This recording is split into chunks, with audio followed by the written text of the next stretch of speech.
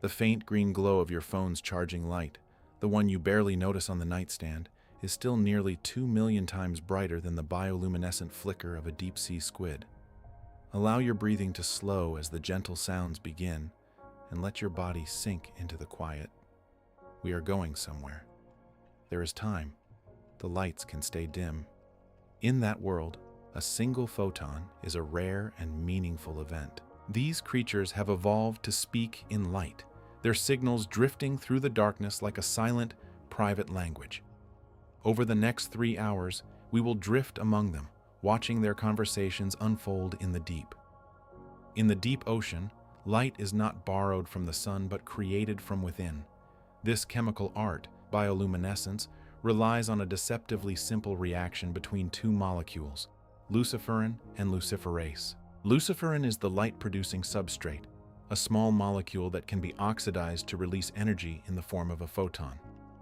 Luciferase is the enzyme that catalyzes this oxidation, dramatically speeding up the reaction so that the light is emitted in a quick, controlled flash. The names, derived from the Latin lucifer meaning light-bringer, hint at the ancient wonder these molecules have inspired, yet their function is entirely biochemical. The reaction proceeds in a precise sequence. First, luciferin reacts with molecular oxygen in the presence of luciferase, forming a high-energy intermediate called a dioxetanone. This unstable ring structure then breaks apart, releasing carbon dioxide and leaving the luciferin molecule in an electronically excited state. As the molecule relaxes back to its ground state, the excess energy is shed as a photon of visible light. The entire process happens in a fraction of a second, and the color of the emitted light depends on the exact structure of the luciferin and the surrounding environment, ranging from deep blue to green to, in rare cases, red. What makes this light so remarkable is that it is cold. In an incandescent bulb, an electric current heats a filament to thousands of degrees, causing it to glow, but over 90% of the energy is wasted as heat. Bioluminescence, by contrast, is a chemiluminescent reaction that produces virtually no thermal energy. The efficiency of the luciferin-luciferase system can exceed 90%, meaning almost all the chemical energy is converted directly into light. This is why a deep-sea jellyfish can flash brilliantly without burning itself, and why the light of a firefly is cool to the touch. In the crushing darkness of the ocean, where heat dissipates slowly and energy is precious, cold light is an evolutionary masterpiece. The photons produced are not a steady glow, but often a series of rapid pulses, each lasting only a fraction of a second. The enzyme luciferase is typically bound to the luciferin in a complex that is activated only when the animal needs to emit light. Many deep-sea creatures control this by regulating the availability of oxygen or by releasing the two molecules from separate compartments. Some, like the ostracod crustacean, squirt a cloud of luciferin and luciferase into the water, creating a glowing smear that confuses predators. Others, like the lanternfish, have photophores that contain a lens and a reflector, focusing the light into a beam that can be aimed with precision. The chemical diversity of luciferins is staggering. Most deep-sea animals use cholinterazine, a type of luciferin found across many phyla, from jellyfish to fish to squid. Cholinterazine is not synthesized by these animals. They must obtain it from their diet, often by eating smaller bioluminescent organisms. This creates a trophic web of light, where the ability to glow is passed from prey to predator. Other luciferins, such as those found in fireflies and certain marine worms, are synthesized by the animal itself. The luciferase enzymes are equally diverse, each evolved to match its specific luciferin, and the genes encoding them have been transferred horizontally across species, a testament to the evolutionary advantage of producing light. As we descend from the sunlit surface, the first zone we encounter is the mesopelagic, or twilight zone, spanning from 200 to 1,000 meters. Here, sunlight fades in a predictable way. Red wavelengths, with their long, low-energy photons, are absorbed within the first few meters of water. Orange and yellow vanish soon after, followed by green and then blue. At around 100 meters, the water appears a deep, pure blue, because only the shortest wavelengths of blue light can penetrate to that depth. By 200 meters, the light is so dim that a human eye would struggle to see anything, yet it is not completely dark. The mesopelagic zone is a world of perpetual twilight. The intensity of sunlight at 400 meters is less than 1% of that at the surface, and at 1,000 meters it is virtually zero. But a faint blue glow still lingers, and the animals that live here have evolved eyes that are exquisitely sensitive to this narrow band of blue. Many have large tubular eyes that point upward, scanning for the silhouettes of prey against the dim surface light. Others, like the hatchetfish, have photophores on their bellies that emit a blue light matching the color and intensity of the downwelling sunlight, a camouflage strategy called counter-illumination that makes them nearly invisible from below. The pressure in the mesopelagic is immense, reaching over 100 atmospheres at 1,000 meters. The temperature drops rapidly from around 20 degrees Celsius at the surface to just 4 or 5 degrees at the base of the zone. Oxygen levels can be low, especially in areas where organic matter decays, creating oxygen minimum zones. Yet life thrives. This is the most densely populated layer of the deep ocean, home to countless fish, squid, jellyfish, and crustaceans. Many of them migrate vertically each night, rising to the surface to feed under the cover of darkness and returning to the depths before dawn. This daily migration, the largest animal movement on Earth, is driven by the need to avoid predators while exploiting the rich food resources of the surface waters. The mesopelagic is also the realm of the siphonophore, a colonial organism that can stretch for tens of meters, trailing stinging tentacles. The siphonophore uses bioluminescent lures to attract small fish, and its glowing displays can be a dazzling cascade of blue and green. The lanternfish, the most abundant vertebrate on the planet, lives here, bearing rows of photophores along its flanks. Each lanternfish species has a unique pattern of lights, like a fingerprint, used for species recognition and maybe for schooling. The mesopelagic is a place of constant motion, where the light of the surface is a distant memory and the light of the animal is a constant companion.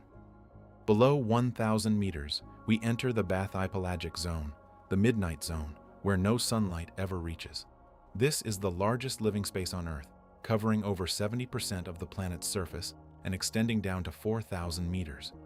The water is perpetually dark, cold, and still. Temperatures hover just above freezing, around 2 to 4 degrees Celsius. Pressure is crushing, exceeding 400 atmospheres at the lower boundary.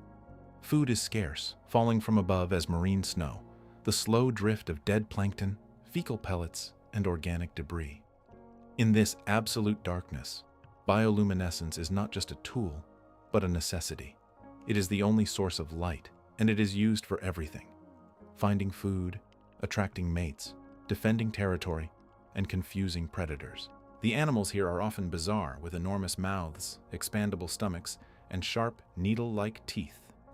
The anglerfish is the iconic example, with a bioluminescent lure that dangles from its forehead, a glowing beacon that lures prey within striking distance. The female anglerfish can be many times larger than the male, who, once he finds a mate, fuses permanently to her body, sharing her blood and becoming a parasite.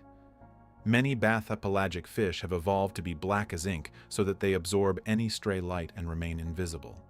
Others, like the dragonfish, produce red bioluminescence, a color that most deep-sea animals cannot see because their eyes are tuned to blue. This red light gives the dragonfish a private communication channel, allowing it to illuminate its prey without being detected. The viperfish has a long, hinged jaw and fangs so large they cannot fit inside its mouth, but it can swallow prey larger than itself.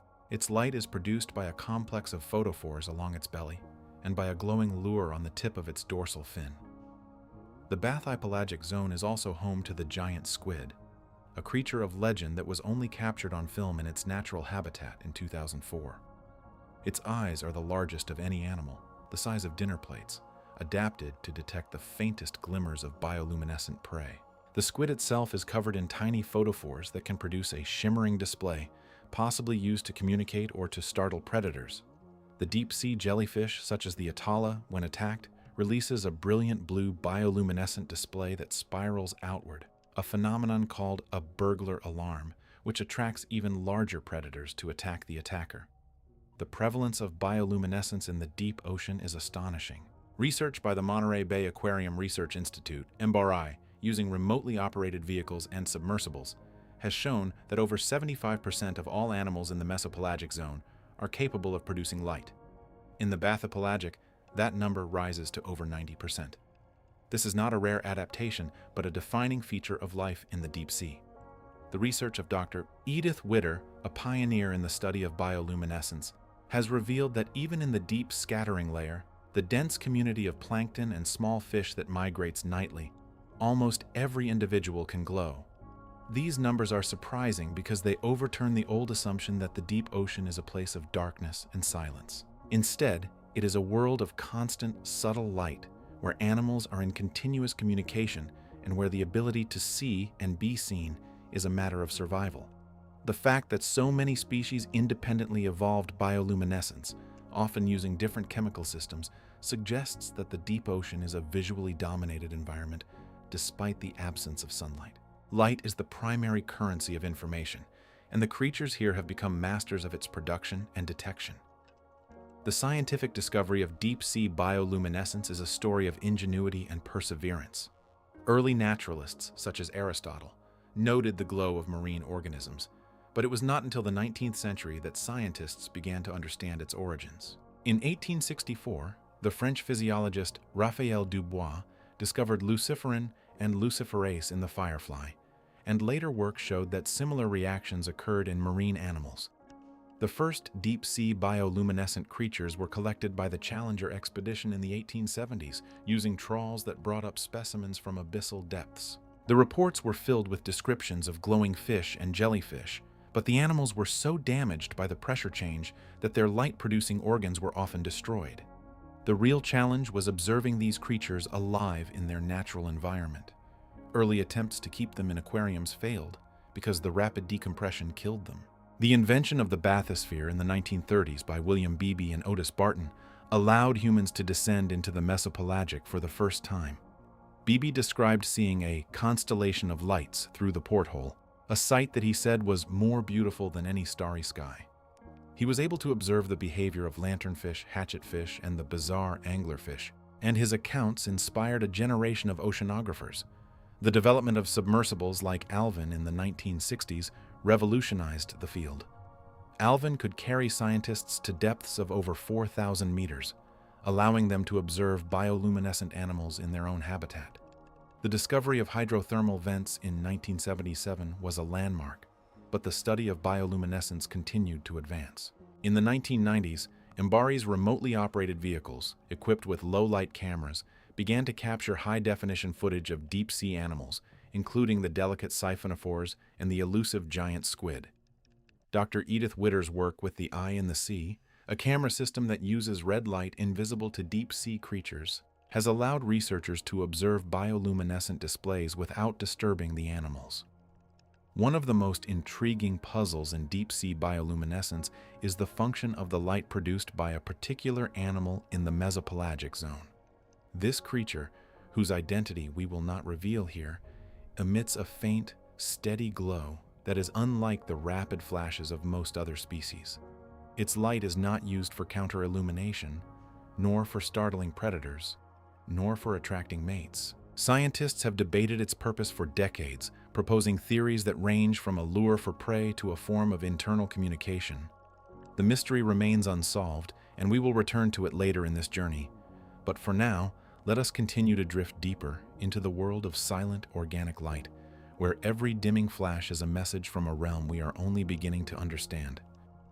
As we descend further into the mesopelagic zone, the first organism we encounter in great numbers is the lanternfish. The family Myctophidae, comprising over 250 species, is one of the most abundant groups of fish in the ocean, and their collective biomass is staggering. Each lanternfish is equipped with a series of small, light-producing organs called photophores, arranged in species-specific patterns along their flanks, bellies, and heads. These photophores are not simple bulbs. They are intricate structures composed of a lens, a reflector, and a light-emitting layer of photocytes, all controlled by the nervous system. The light is produced through a chemical reaction involving the molecule luciferin and the enzyme luciferase, with oxygen and ATP as cofactors, yielding a cold, blue-green glow that peaks at a wavelength most visible in deep water. The primary function of these photophores is counter-illumination camouflage, a strategy that allows the lanternfish to blend into the faint, downwelling light from the surface. As the fish swims, It adjusts the intensity and even the color of its ventral photophores to match the light above, effectively erasing its silhouette from predators below. This is a precise and dynamic process. The lanternfish must constantly sample the ambient light and modulate its own output accordingly. The photophores are controlled by the autonomic nervous system, and the fish can dim or brighten them in a matter of milliseconds. Without this adaptation, the dark belly of the fish would stand out against the brighter surface, making it an easy target for tuna, squid, and other visual hunters that patrol the mesopelagic depths. Lanternfish are also famous for their diel vertical migration, one of the largest migrations of biomass on Earth. Each night, billions of lanternfish rise from depths of 200 to 1,000 meters up into the epipelagic zone to feed on zooplankton, then descend again before dawn to avoid the light. This journey, covering hundreds of meters, is driven by the need to feed in the productive surface waters while hiding in the dimmer depths during the day.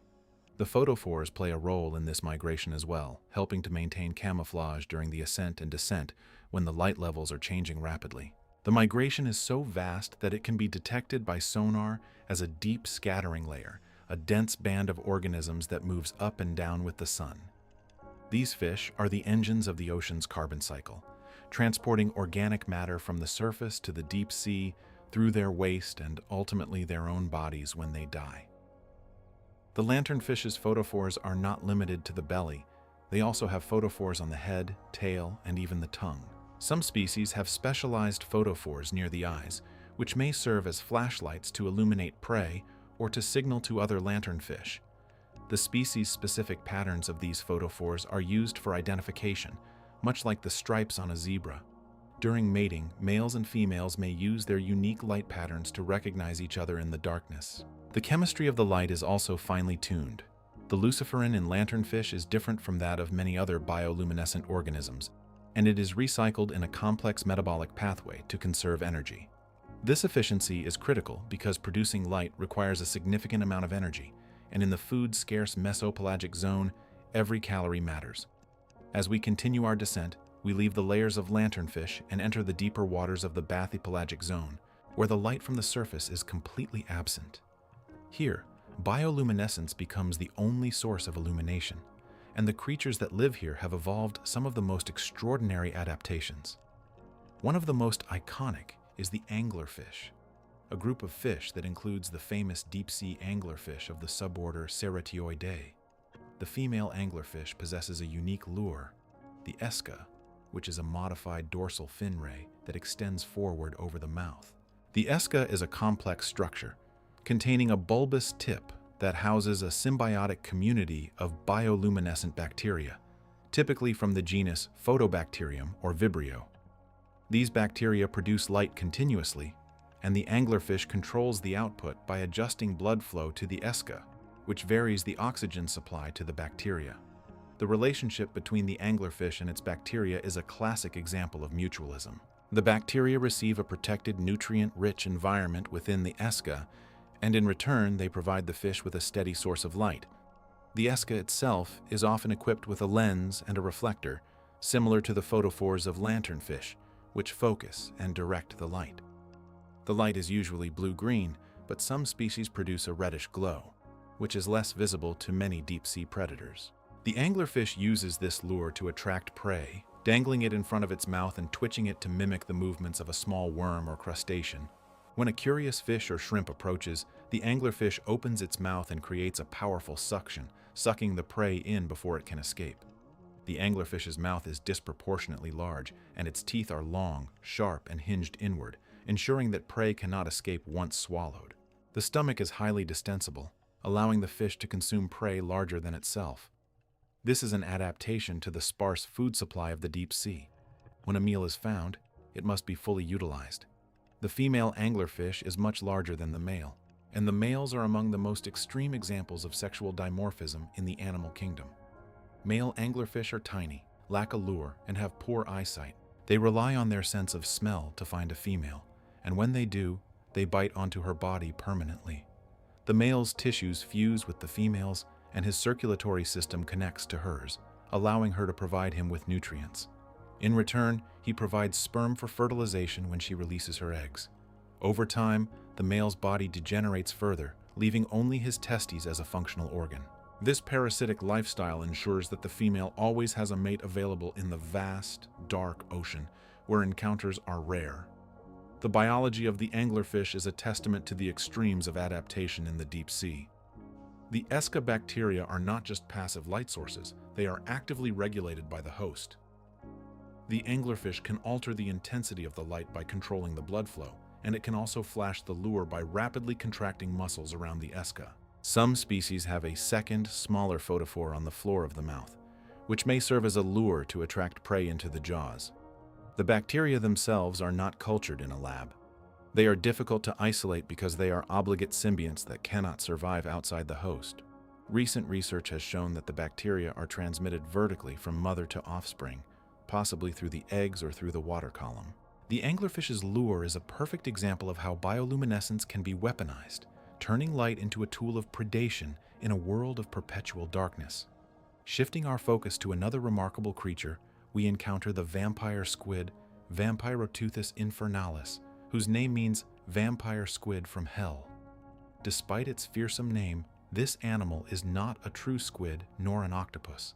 It occupies its own unique order, Vampiromorphida, and is the only living member of that lineage. It lives in the oxygen minimum zone of the deep sea, typically at depths between 600 and 900 meters, where oxygen levels are low and predators are scarce. The vampire squid has a dark, gelatinous body with large blue eyes and a pair of fins that resemble ears. Its most distinctive feature is the webbing between its arms, which are lined with rows of sharp, tooth-like cirri, not suckers. The vampire squid does not capture prey like a predator. Instead, it feeds on marine snow, the organic detritus that falls from the surface. The vampire squid is also a master of bioluminescence, possessing a remarkable array of photophores.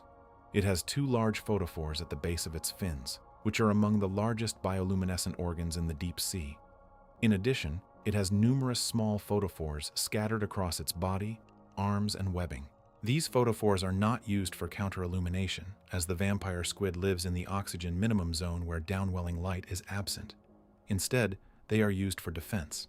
When threatened, the vampire squid can produce a dazzling display of light, flashing its photophores in a pattern that may confuse or startle a predator.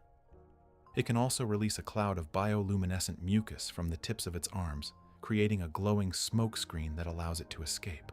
This is a sophisticated form of defense, combining light and chemistry to create a visual distraction. The vampire squid's photophores are controlled by the nervous system and can be modulated independently. The two large photophores at the base of the fins produce a steady glow, while the smaller ones can flash rapidly. The animal can also invert its arms, wrapping them over its head to form a protective cloak, with the photophores on the inside of the arms glowing brightly. This posture may make the animal look larger and more intimidating, or it may simply hide the vulnerable body.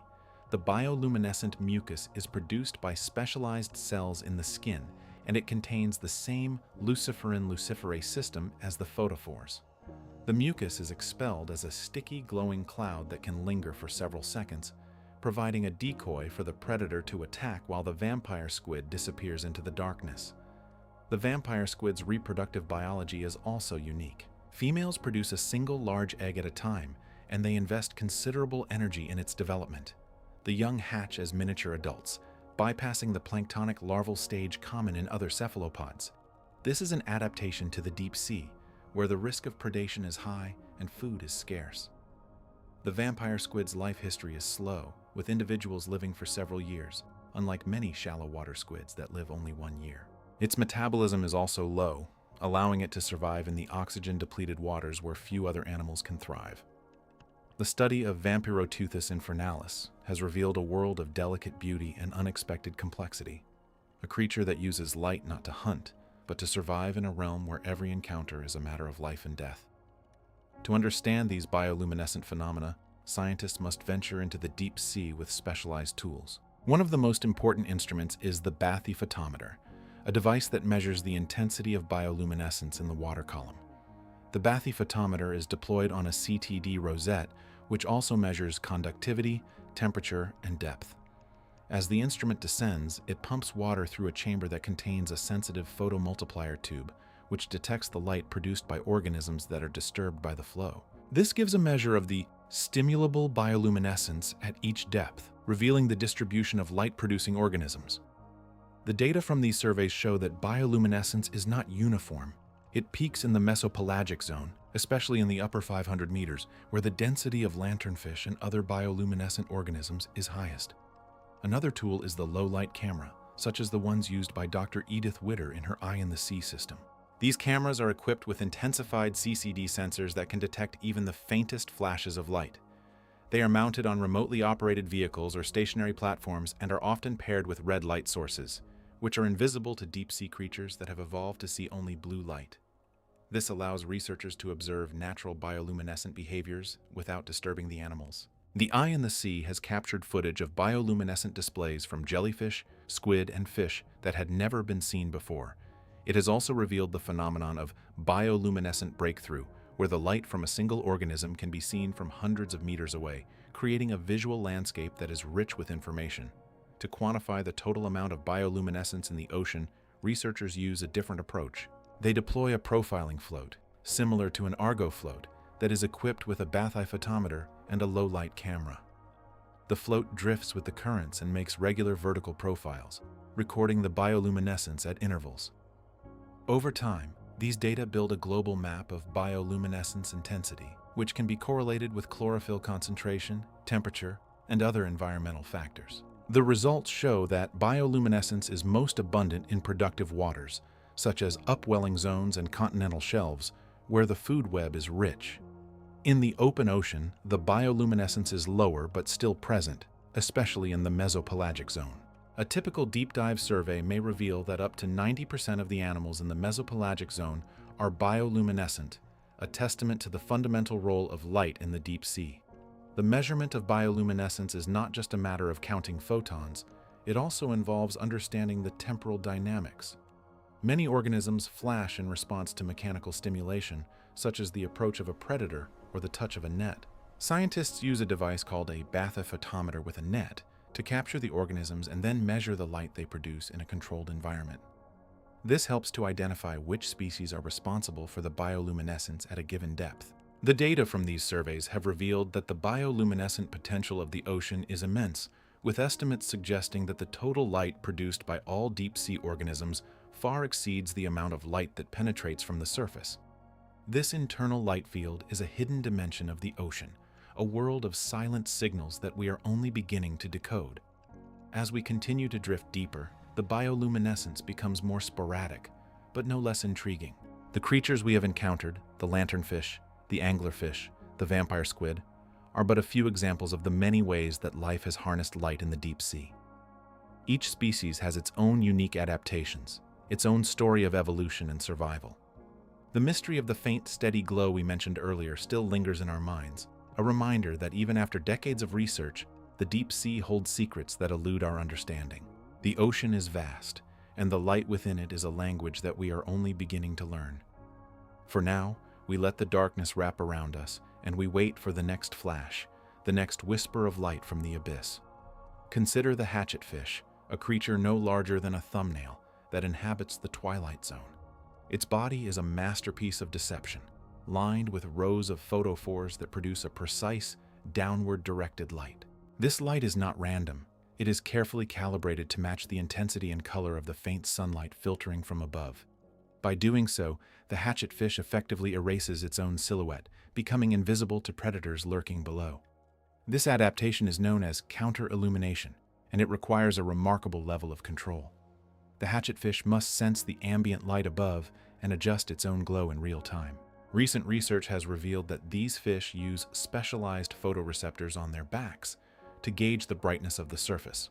The signal is then processed and sent to the photophores, which can modulate their output with astonishing precision. The implications of this mechanism are profound. It suggests that the deep sea is not a place of simple on-off flashes, but a realm of subtle, continuous modulation. The hatchetfish does not simply shine, it performs a constant, silent negotiation with the light from above. This is a form of camouflage that relies on an active, dynamic system, a living countermeasure against the predatory gaze that scans the depths from below. Scientists are still unraveling the neural pathways that enable this feat. The photophores themselves are complex organs containing reflectors, lenses, and light-producing cells that work in concert. Each photophore may be individually controlled, allowing the fish to create a gradient of light across its body.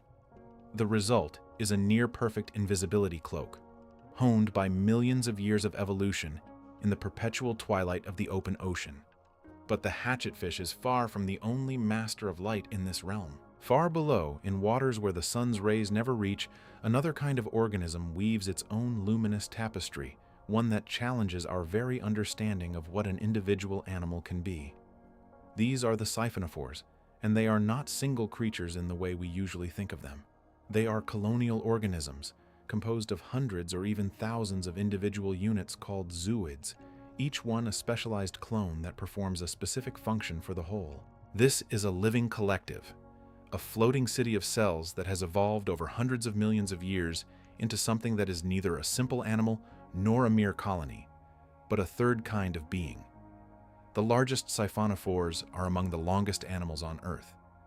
The species Praia dubia, for example, can stretch over 40 meters in length, longer than a blue whale, though its body is a thin, gelatinous ribbon that drifts through the darkness. These creatures are not commonly seen because they are fragile and inhabit the mesopelagic and bathypelagic zones, from 200 meters down to over 1,000. They are built like a string of beads, each bead a zooid, connected by a common stem that serves as a shared gut and nervous system. The colony moves as one, feeds as one, and most remarkably, communicates as one using a language of light. The zooids of a siphonophore are not all alike. Some are swimming bells called nectophores that pulse to propel the colony forward. Others are feeding polyps with stinging tentacles that capture prey. There are also reproductive zooids and protective ones that form a float or a gas-filled balloon. Each type is a genetic copy of the others, yet they differentiate into such distinct forms that they were once mistaken for separate species. This division of labor is the colony's strength, allowing it to grow and hunt in a way no single animal could. But the colony must also coordinate its many parts, and it does so through a remarkable system of bioluminescent signaling. When a siphonophore is disturbed, perhaps by a passing predator or a piece of debris, the response is not a random flash, but a wave of light that travels down the length of the colony. The photophores, which are light-producing organs, fire in sequence, one after another, creating a ripple of blue-green brilliance that can be seen from many meters away. This is an alarm signal, a warning to the rest of the colony that danger is near. It also serves to startle the predator, momentarily blinding or confusing it, giving the colony precious seconds to retract its tentacles or drift away. The speed of this wave is not constant. It can be modulated, and researchers have observed that the signal can travel in both directions, depending on the stimulus. The Portuguese man-o'-war, often mistaken for a jellyfish, is actually a siphonophore, but it is a surface-dwelling member of the group, living at the air-water interface. Its float is a gas-filled bladder that catches the wind, and its tentacles hang down into the water like a deadly curtain. Yet the man-o'-war is a relatively simple siphonophore compared to its deep-sea relatives. In the darkness of the abyss, siphonophores have evolved far more elaborate forms. Some lack the large float entirely and instead rely on swimming bells for movement. Others have developed photophores that are not just for alarm, but for luring prey, mimicking the glowing patterns of tiny crustaceans or fish. The deep-sea siphonophore Arena, for instance, uses red bioluminescence, a color that is rare in the deep and invisible to most of its prey, a covert flashlight in the dark. The complexity of these colonial organisms raises profound questions about individuality and consciousness. When a siphonophore flashes its alarm, which part of the colony is deciding to do so? Is there a central brain, or is the decision distributed among the zooids? Studies of the nervous system of siphonophores have revealed a network of neurons that runs along the stem, connecting all zooids, but there is no single command center. The wave of light appears to be a self-organizing behavior, a property of the whole system that emerges from the interactions of its parts. In this way, the siphonophore is a glimpse into an alternative path of evolution, one where cooperation and specialization have produced a kind of superorganism. And yet, the siphonophore is not the only creature that has discovered the power of light in the deep. There is another group, even more ancient and equally strange, that has taken a different approach to luminosity. These are the comb jellies, the ctenophores, and they are some of the most beautiful and fragile animals in the ocean. The comb jellies are not true jellyfish despite their common name. They belong to a separate phylum, Ctenophora, and they have a unique feature that sets them apart. Rows of beating cilia, called combs, that run along their bodies like the ribs of a lantern. These cilia are not for feeding, but for locomotion. And as they beat, they diffract light into shimmering rainbow colors. This iridescence is not bioluminescence, but a structural color, created by the interference of light waves passing through the microscopically arranged cilia. When a comb jelly swims, it appears to be wrapped in a moving, rainbow-hued cloak, a display that is purely passive and requires no energy. But many comb jellies also produce true bioluminescence, a blue-green glow that is separate from the iridescence. When disturbed or when they are feeding, they can generate flashes of light that are bright enough to be seen from several meters away. The mechanism involves photoproteins, molecules that emit light when they bind calcium ions. This is a different biochemical pathway from the luciferin luciferase system used by most other bioluminescent organisms, including fireflies and many deep-sea fish, and it is a clue to the deep history of life on Earth. Genetic studies have revealed that the bioluminescence of ctenophores evolved independently of that in other animals. The photoproteins they use are not homologous to those found in dinoflagellates, jellyfish, or fish. This means that the ability to produce light arose at least twice, and possibly more times, in the history of life. The comb jellies represent a separate, ancient lineage that may have been one of the first animals to evolve the capacity for bioluminescence, perhaps as far back as the Precambrian. If so, then the deep sea never truly knew darkness. It has been lit by living light for 500 million years or more. The fragility of comb jellies is legendary. Their bodies are composed almost entirely of water and a thin layer of cells, with no rigid skeleton and only a gelatinous mesoglia to hold them together. They are so delicate that they can be destroyed by a gentle touch, or even by the turbulence of a net being towed through the water. For decades, scientists could only study comb jellies from specimens that were mangled and broken, torn apart by the very act of collection. The beautiful, intact forms that we see in natural history documentaries were largely unknown until the advent of submersibles and remotely operated vehicles that could gently capture them in specialized containers. The first time a truly intact comb jelly was filmed in its natural habitat, it was a revelation. The deep-sea species, such as the large transparent lobate ctenophores, move with a grace that is almost hypnotic. Their cilia beat in coordinated waves, producing a cascade of colors, and as they drift, they extend their sticky tentacles to capture plankton. When they encounter prey, they may flash a brief burst of bioluminescence, a signal that might startle the prey or attract a larger predator that could disrupt the feeding event.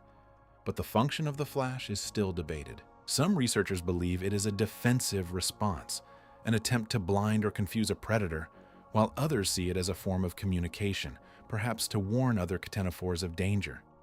In the deep water column, where comb jellies are abundant, they form a vital part of the ecosystem.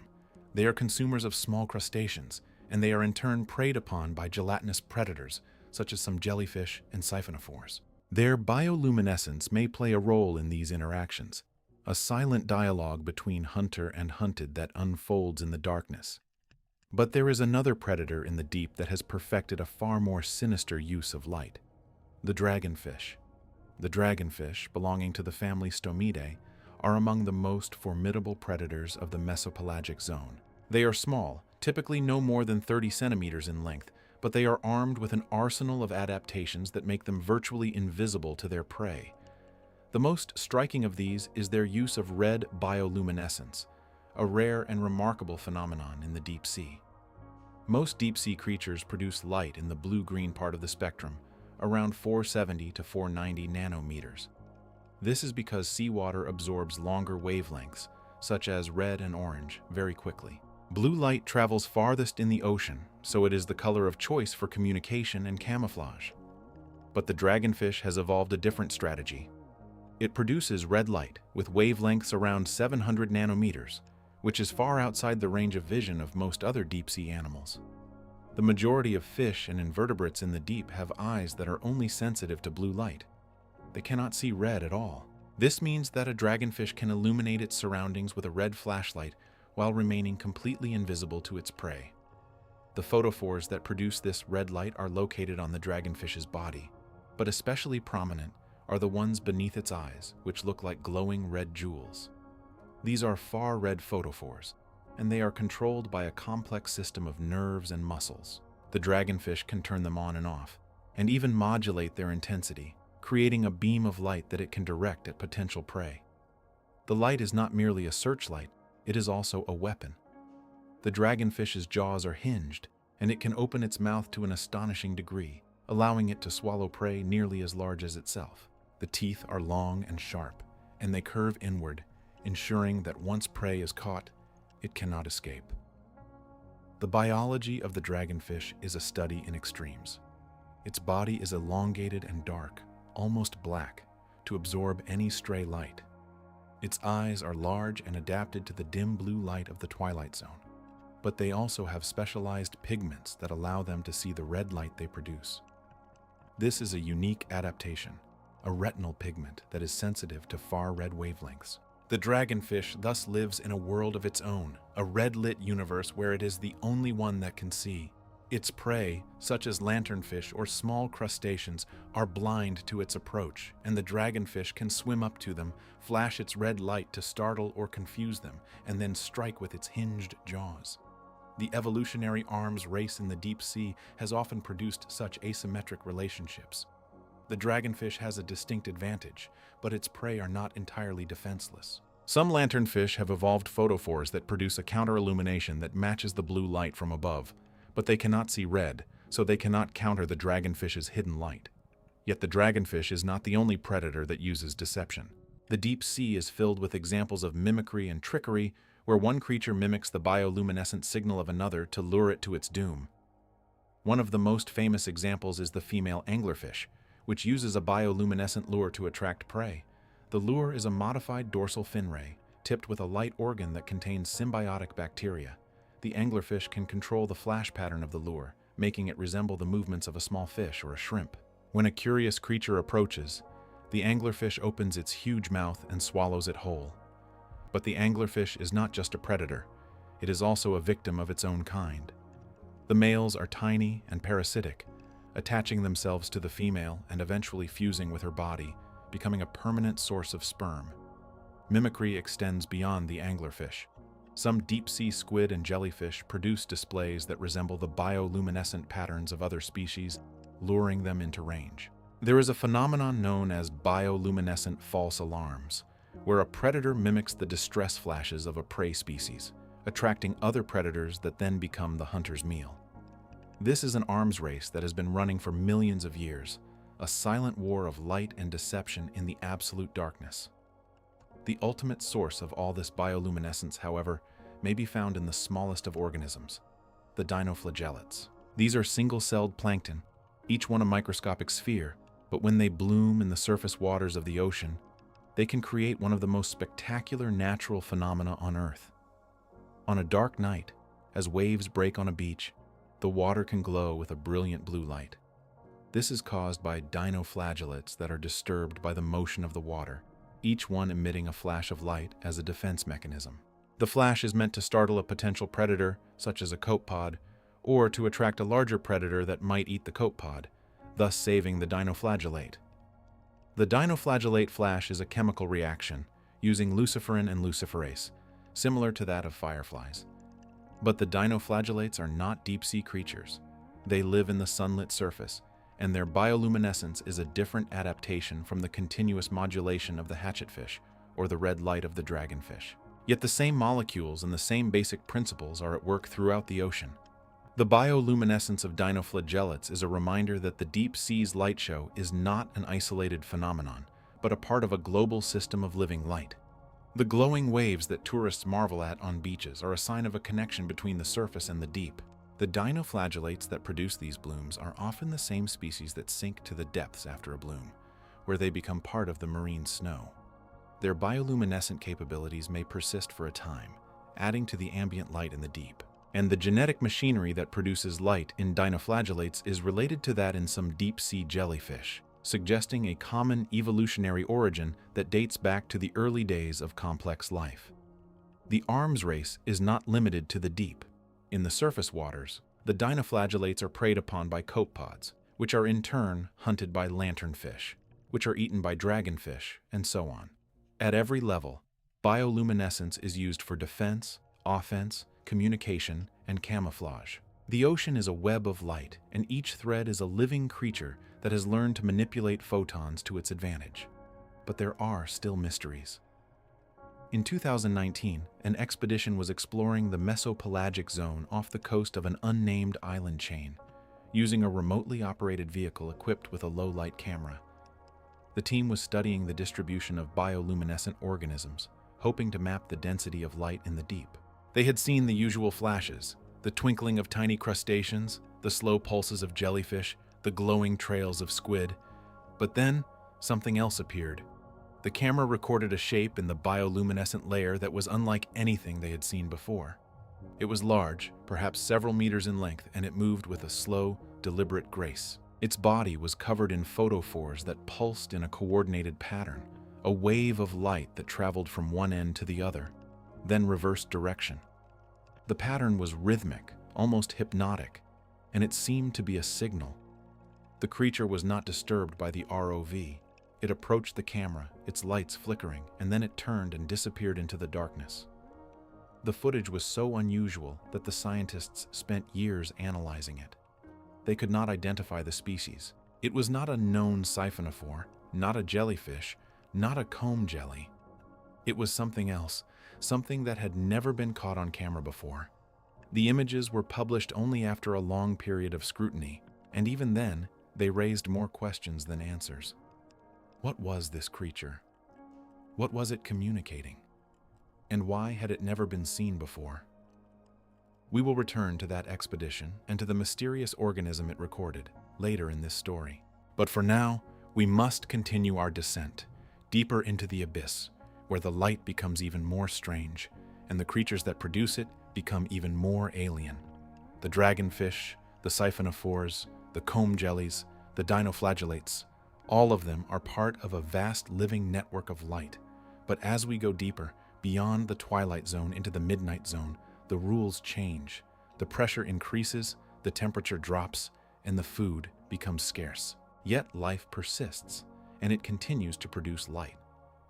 The next chapter of this journey takes us to the Hadal zone, the deepest trenches, where the ocean floor is covered in a soft, glowing carpet of bacteria, and where the last true giants of the deep may still be waiting to be discovered. But before we go there, we must pause to consider what we have learned. The bioluminescence of the deep sea is not a single phenomenon, but a multitude of phenomena, each adapted to a specific ecological niche. It is a language, a weapon, a cloak, and a lure. It is the result of millions of years of evolution, and it is still being discovered. The organisms that produce it are among the most bizarre and beautiful on Earth, and they remind us that the ocean is not a silent, empty void, but a place of constant, subtle communication, where every flash tells a story. The hatchetfish performs its silent negotiation with the light from above. The siphonophore sends its alarm wave down the colony. The comb jelly glows with a rainbow of iridescence and a blue-green flash. The dragonfish hunts in a world of red light invisible to all others, and the dinoflagellates create glowing waves that connect the surface to the deep. Each one is a master of light, and each one has something to teach us about the nature of life in the darkness. The 2019 expedition's footage remains a tantalizing clue. It suggests that there are still creatures in the deep that we have not yet named, whose behaviors we have not yet understood. The bioluminescent layer is a frontier, and every time we look, we see something new. The light is a window into a world that is still largely unknown, a world where the only constant is change, and the only certainty is that the darkness will never be truly dark. As we prepare to descend further, we must remember that the ocean is not a museum of ancient life, but a living, evolving system. The bioluminescence we have seen is not a relic of the past, but a tool of the present, shaped by the pressures of predation, competition, and reproduction. And the creatures that use it are not simple beasts, but complex beings, capable of subtlety and deception, of communication and cooperation. The deep sea is a place of light, and the light is a story that is still being written. We descend into the mesopelagic layer, where the fading twilight of the surface gives way to a realm of perpetual dusk. Here, the water is cold and dense, and the pressure steadily increases. It is in this zone that the Humboldt squid, Dosidicus gigas, patrols in large, coordinated schools. During night dives off the coast of California and Mexico, researchers have observed these 2-meter-long predators flickering with rapid, almost strobing bioluminescence across their skin. These flashes are not random. They are produced by chromatophores and photophores working in concert, creating a dynamic display that can shift in milliseconds. Scientists have documented that when a school of these squid engages in a coordinated hunt, the flashes synchronize, serving as a visual communication channel. The light pulses allow individuals to maintain formation in the dark, to signal attack intentions, and to avoid colliding with one another as they move as a single fluid organism. The Humboldt squid's ability to modulate its bioluminescence so quickly is a testament to the evolutionary pressures of the deep. Their eyes are large and sensitive, tuned to detect the faintest glimmers of light. When a school of several hundred squid begins to hunt, the water erupts in a chaotic symphony of flashing patterns. Yet, to the trained observer, this chaos is a precise language of movement and intent, a real-time conversation written in light.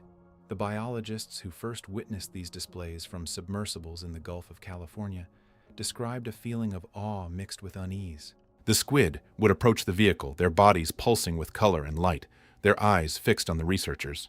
It was a reminder that the deep sea is not a silent, empty place, but a crowded and noisy world where light is the primary currency of information.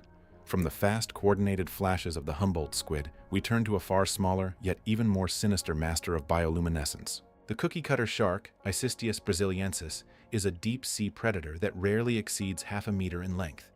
Despite its modest size, it is a formidable parasite of much larger animals, including whales, dolphins, and even great white sharks. Its secret lies in its light.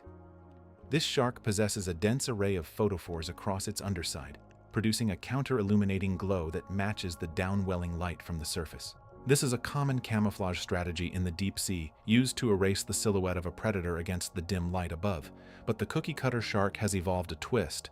On its throat, there is a dark collar, a band of non-luminous tissue that breaks the uniform glow. The result is a pattern that, from below, resembles a small fish or a baitfish. The dark collar acts as a lure, a false shadow that mimics the silhouette of a potential meal. When a larger animal, such as a dolphin or a tuna, approaches this enticing shape, the cookie-cutter shark strikes with shocking speed. It uses its suctorial lips to attach to the victim's flesh, then rotates its body, using its sharp triangular teeth to carve out a perfect plug of tissue. The wounds left behind are distinctive, round and crater-like, often found on the flanks of whales and the bodies of large fish. Researchers have documented these scars on countless marine mammals, and the attacks are almost always non-lethal, though they are a constant drain on the victim's energy and healing resources. The cookie-cutter shark's bioluminescent lure is a stark example of how light can be weaponized, a tool of deception that turns the very act of camouflage into a hunting strategy.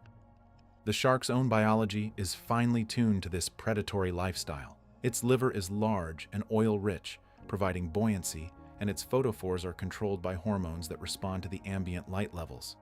As the day-night cycle shifts, the shark adjusts its glow to maintain the perfect match. This is a creature that has mastered the art of becoming invisible, only to use that invisibility to create a visible trap. The story of bioluminescence, however, is not confined to the deep ocean. It has also become a powerful tool in the hands of human scientists. The enzymes that produce light, luciferases, have been isolated and studied for decades.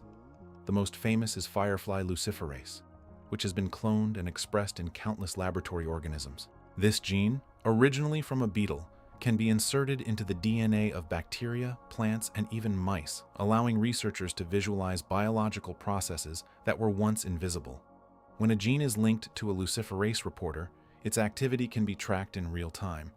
If a scientist wants to see when a particular gene is turned on in a developing embryo, or how a cancer cell responds to a new drug, they can add luciferase to the gene's regulatory sequence. Wherever and whenever the gene is active, the cell produces the enzyme, and when a substrate called luciferin is added, the cell glows.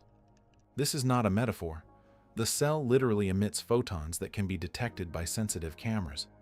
This technology has revolutionized genetic research. It has enabled the study of circadian rhythms, the mapping of neural circuits, and the monitoring of infectious diseases. In medical imaging, luciferase-based systems are being developed to track the spread of tumors or the migration of stem cells in living animals. The light is faint, but it is a reliable signal, a beacon that reveals the hidden dynamics of life. The deep-sea creatures we have encountered have provided the biological inspiration for these advances. The luciferases of marine organisms, such as those from the sea pansy Ranilla reniformis or the deep-sea shrimp Oplophorus gracilorostris, have been engineered to produce light of different colors and intensities. These tools allow scientists to observe multiple processes simultaneously, each with its own distinct wavelength. What began as a curiosity of the dark ocean has become a cornerstone of modern biology. The same light that helps a squid coordinate a hunt or a shark deceive its prey now helps us understand the molecular machinery of life. The ocean's darkness has given us a new way to see, a way to illuminate the invisible workings of our own cells. As we continue our descent, the water grows darker still. The bioluminescent flashes around us become more frequent, more alien. The Humboldt squid have faded into the depths, but we know that other creatures await. The cookie-cutter shark, with its deceptive collar, is out there, drifting and waiting. The light we have studied in the laboratory is a pale imitation of the light that surrounds us, a light that has been perfected over millions of years of evolution. The deep sea is not a place of absence. It is a place of presence, of constant interaction, of a language that we are only beginning to decode. The light is a story, and it is still being written, not just in the waters below, but in the laboratories above, where the genes of these creatures are being studied and adapted. The frontier is both out there, in the abyss, and in here, within the code of life itself. And yet the frontier of the deep sea itself was once as unknown as the surface of another world. It took a pair of pioneers, suspended in a steel sphere, to first glimpse the bioluminescent reality that lay beneath the waves.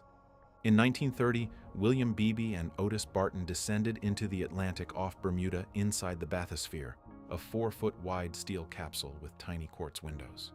They were lowered on a cable, with no communication to the surface except a telephone line, and no way to see anything but what the dim light of their own arc lamps could reveal. When Beebe turned off the lights, he saw a universe of living stars. During his dives, Beebe described a spectacle that seemed almost impossible.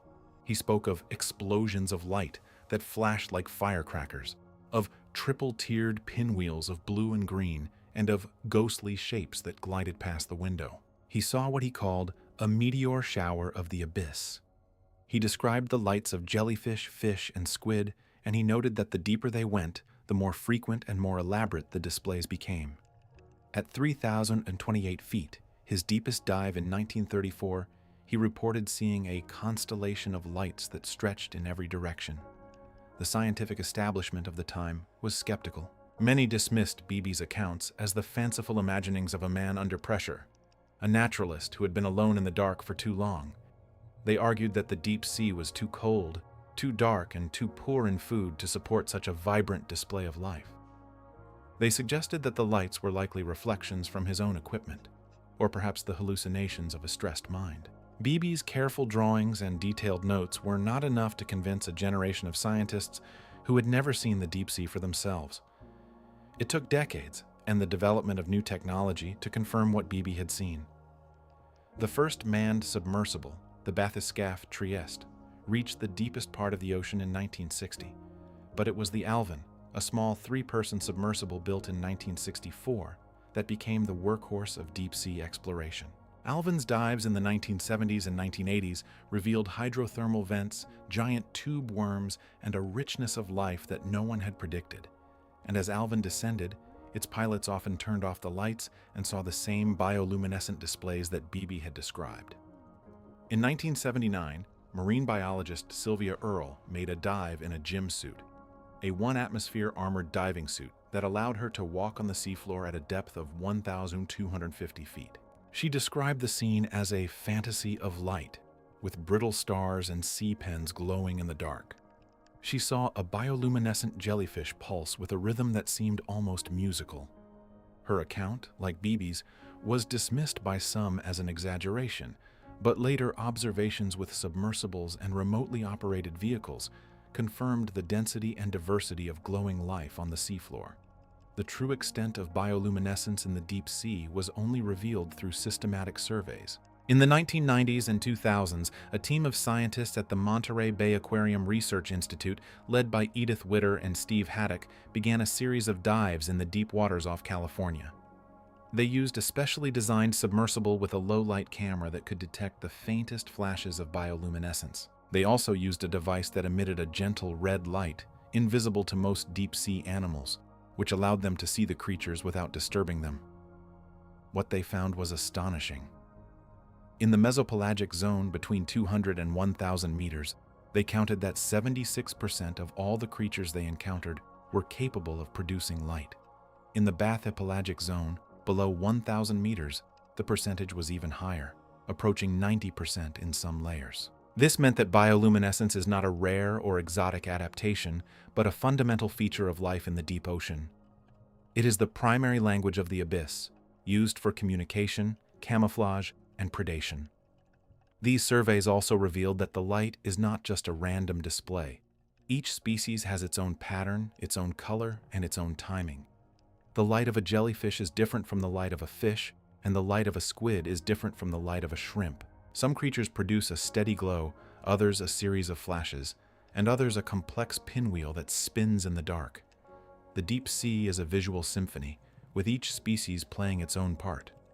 One of the most remarkable discoveries was the concept of the bioluminescent burglar alarm. This is a defense mechanism used by some animals when they are attacked. Instead of trying to escape or hide, they flash brightly, often in a distinctive pattern, to attract a larger predator. The idea is that the larger predator will eat the attacker, giving the prey a chance to escape. It is a desperate gamble, a last resort, but it is surprisingly effective.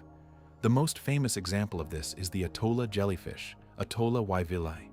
This small, deep-sea jellyfish has a striking appearance, with a bell-shaped body and a ring of tentacles.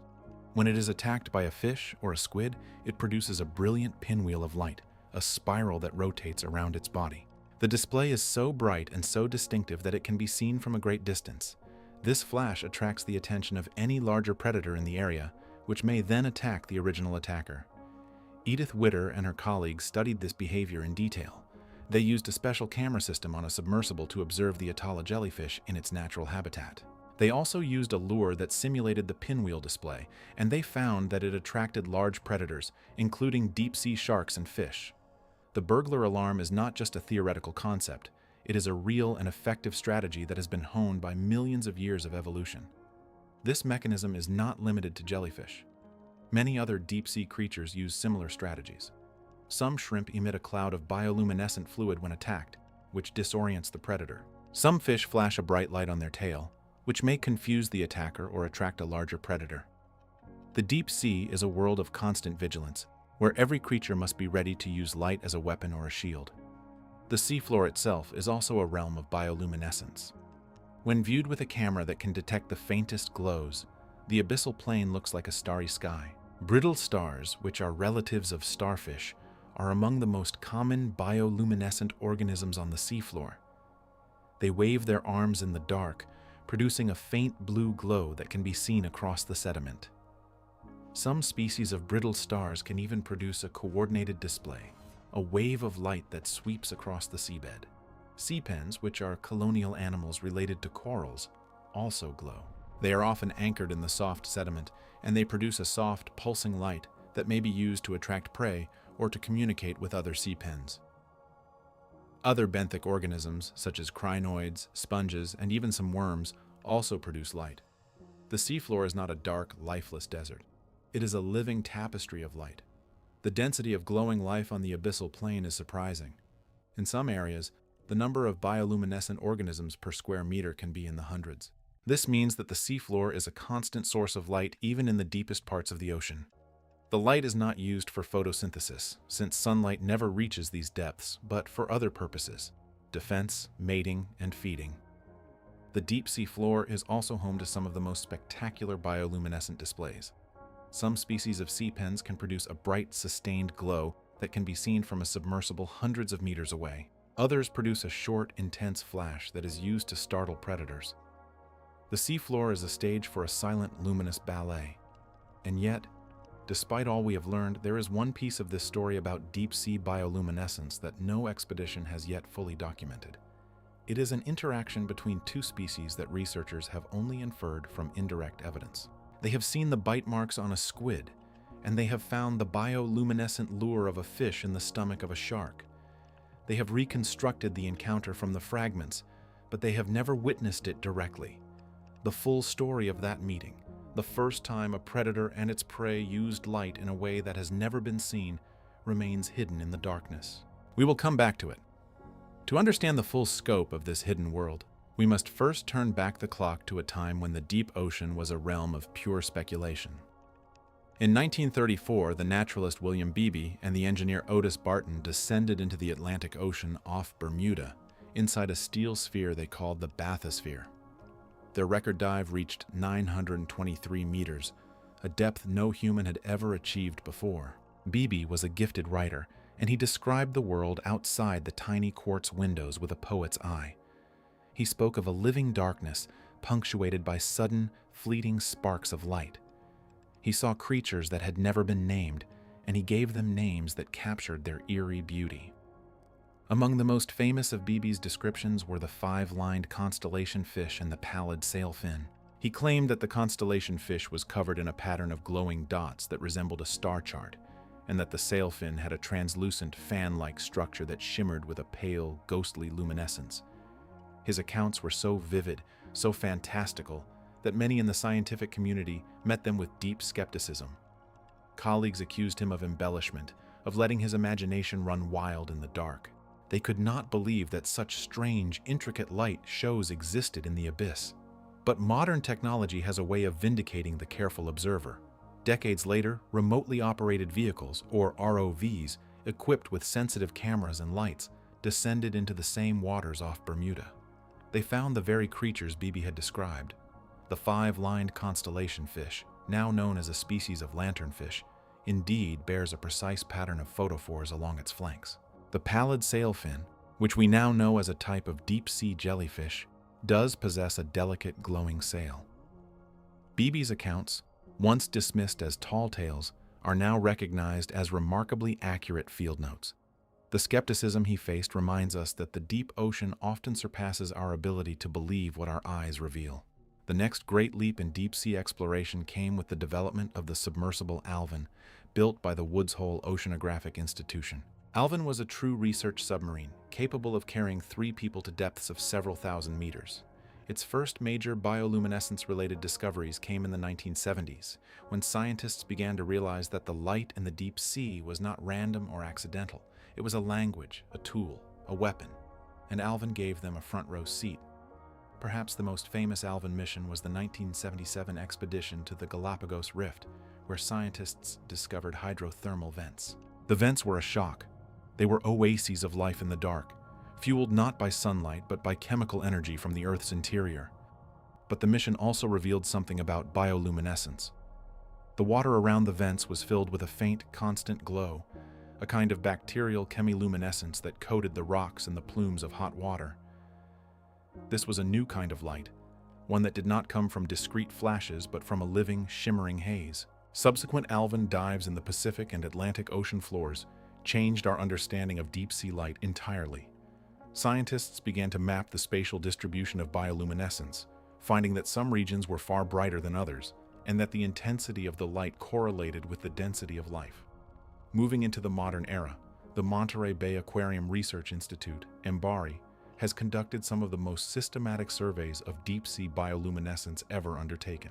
The work of Steve Haddock and his team has been pivotal.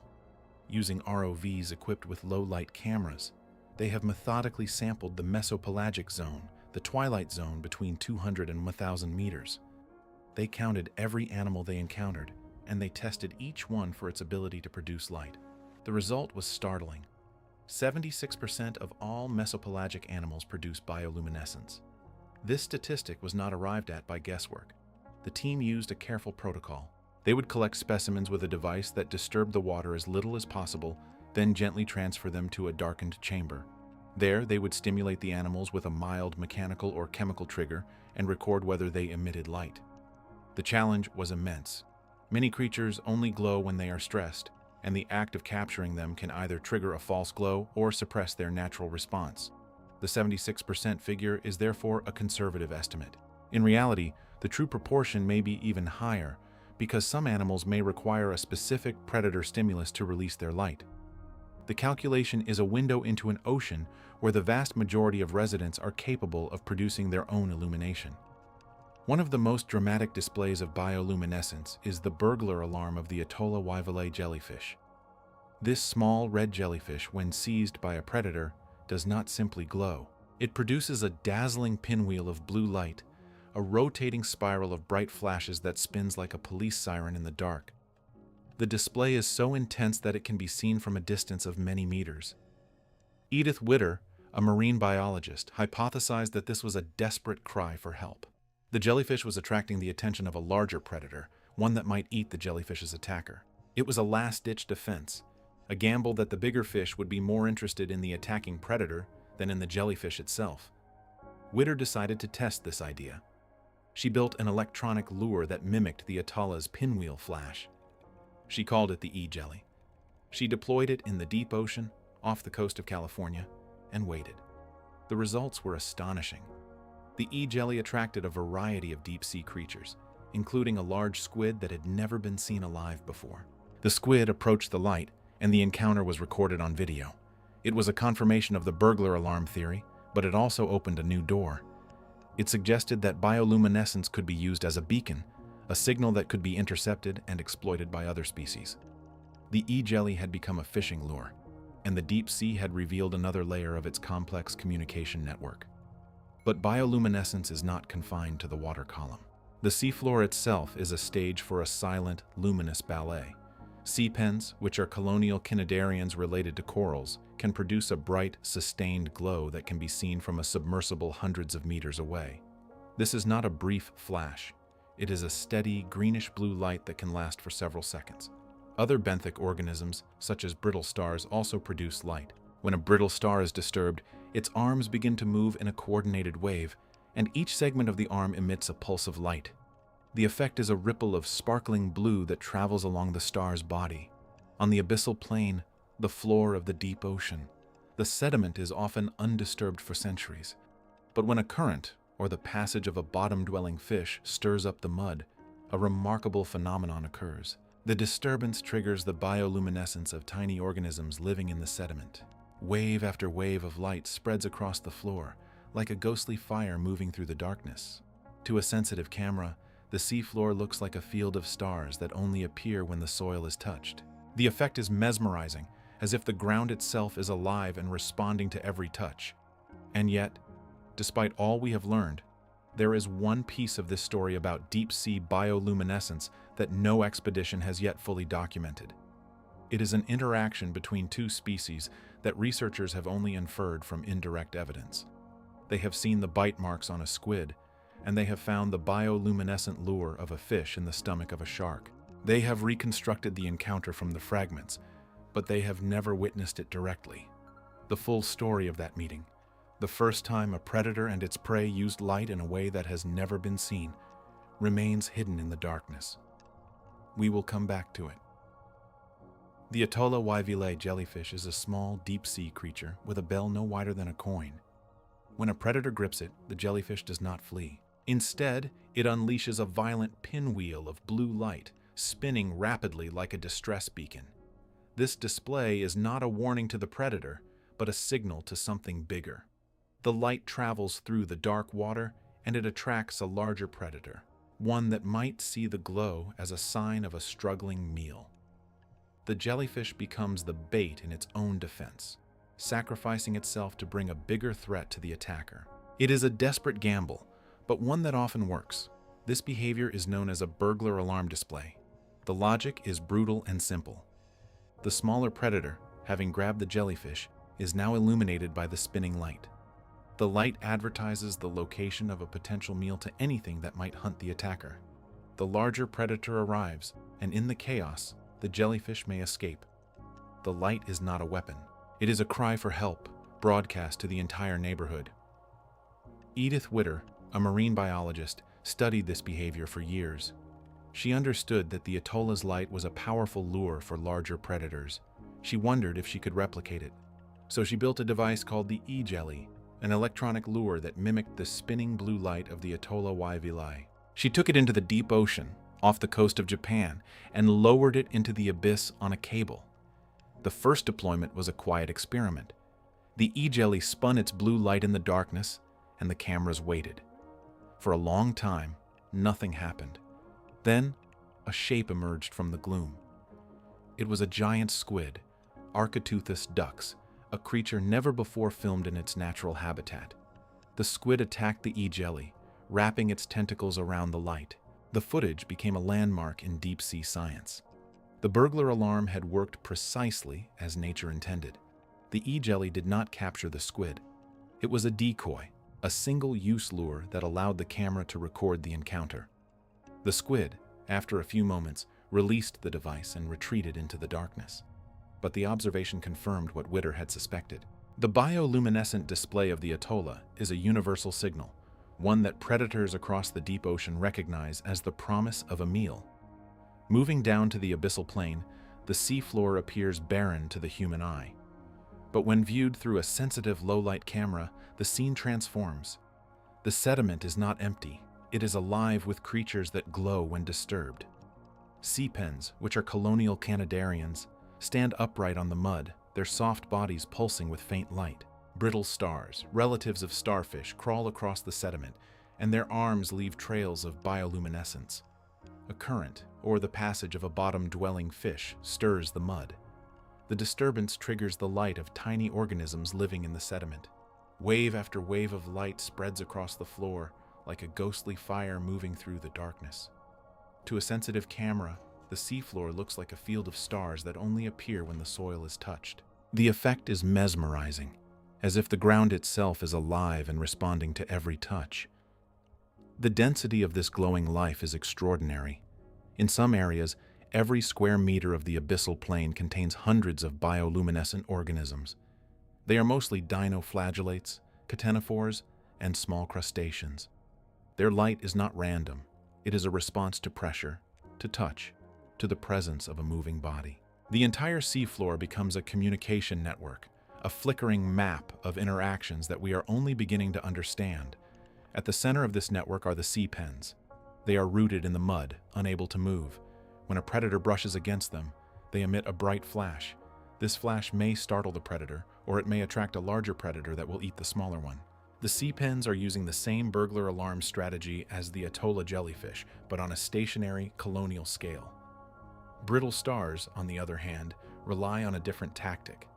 They wave their arms in the water, and the light from their skin creates a shimmering effect.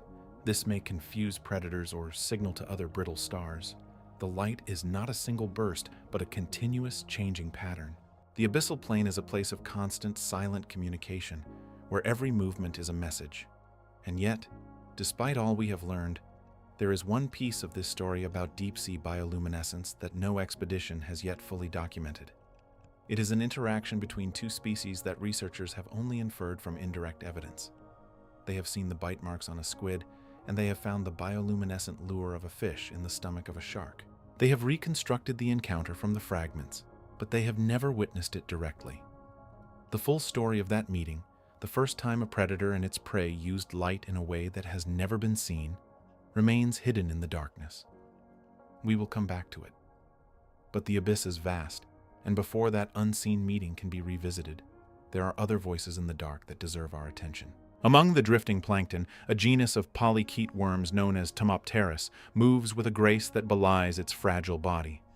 These transparent, ribbon-like hunters are almost invisible until they choose to be seen. And when they do, they break a fundamental rule of the deep. Most deep-sea light is blue or green.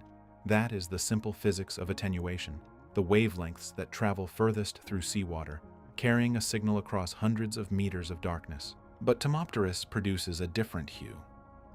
Its bioluminescence is a vivid golden yellow, a color almost unheard of in the abyssal realm. This is not a quirk of evolution, but a deliberate deviation. The yellow light is emitted from the parapodia, the fringe-like swimming appendages that line its body, and it is thought to be a form of private communication. A signal that is quickly absorbed by water cannot be intercepted by distant predators, but it can still be read by a nearby mate or rival. Some species of Tumapteris, however, take this a step further. They release glowing yellow particles into the water, a cloud of luminous decoys that may confuse a pursuing hunter while the worm slips away. It is a defense built on the very rarity of the color, a silent assumption that no one else will be watching. The result is a paradox. The most transparent worm in the abyss carries one of the most conspicuous signals, yet it is a visibility that is immediately lost to the darkness beyond a few meters. This private flicker, this secret language in an alien color, offers a glimpse of how bioluminescence evolves not just for long-range alarm, but for intimate conversation. And the more we study these worms, the more we suspect that their yellow light is not alone. There are other exceptions, other colors hidden in the optics of the deep, and we are only beginning to map them. As the submersible descends further, the blue twilight fades, and the yellow glow of a Tumapteris drifts past the viewport. And for a moment, the darkness seems less empty, less silent, as if the ocean itself is whispering in a spectrum we have only just learned to see. But there is another worm, a deeper one, that may not emit light at all, and its darkness is a different kind of mystery, one that we will only understand when we finally witness. The submersible continues its descent, and the water around us grows colder, heavier, pressed into a stillness that feels older than time. At around 600 meters, we enter the oxygen minimum zone, a layer where the sea holds barely enough breath for most creatures to survive. Yet here, suspended in this near void, drifts an animal that has captivated scientists for decades.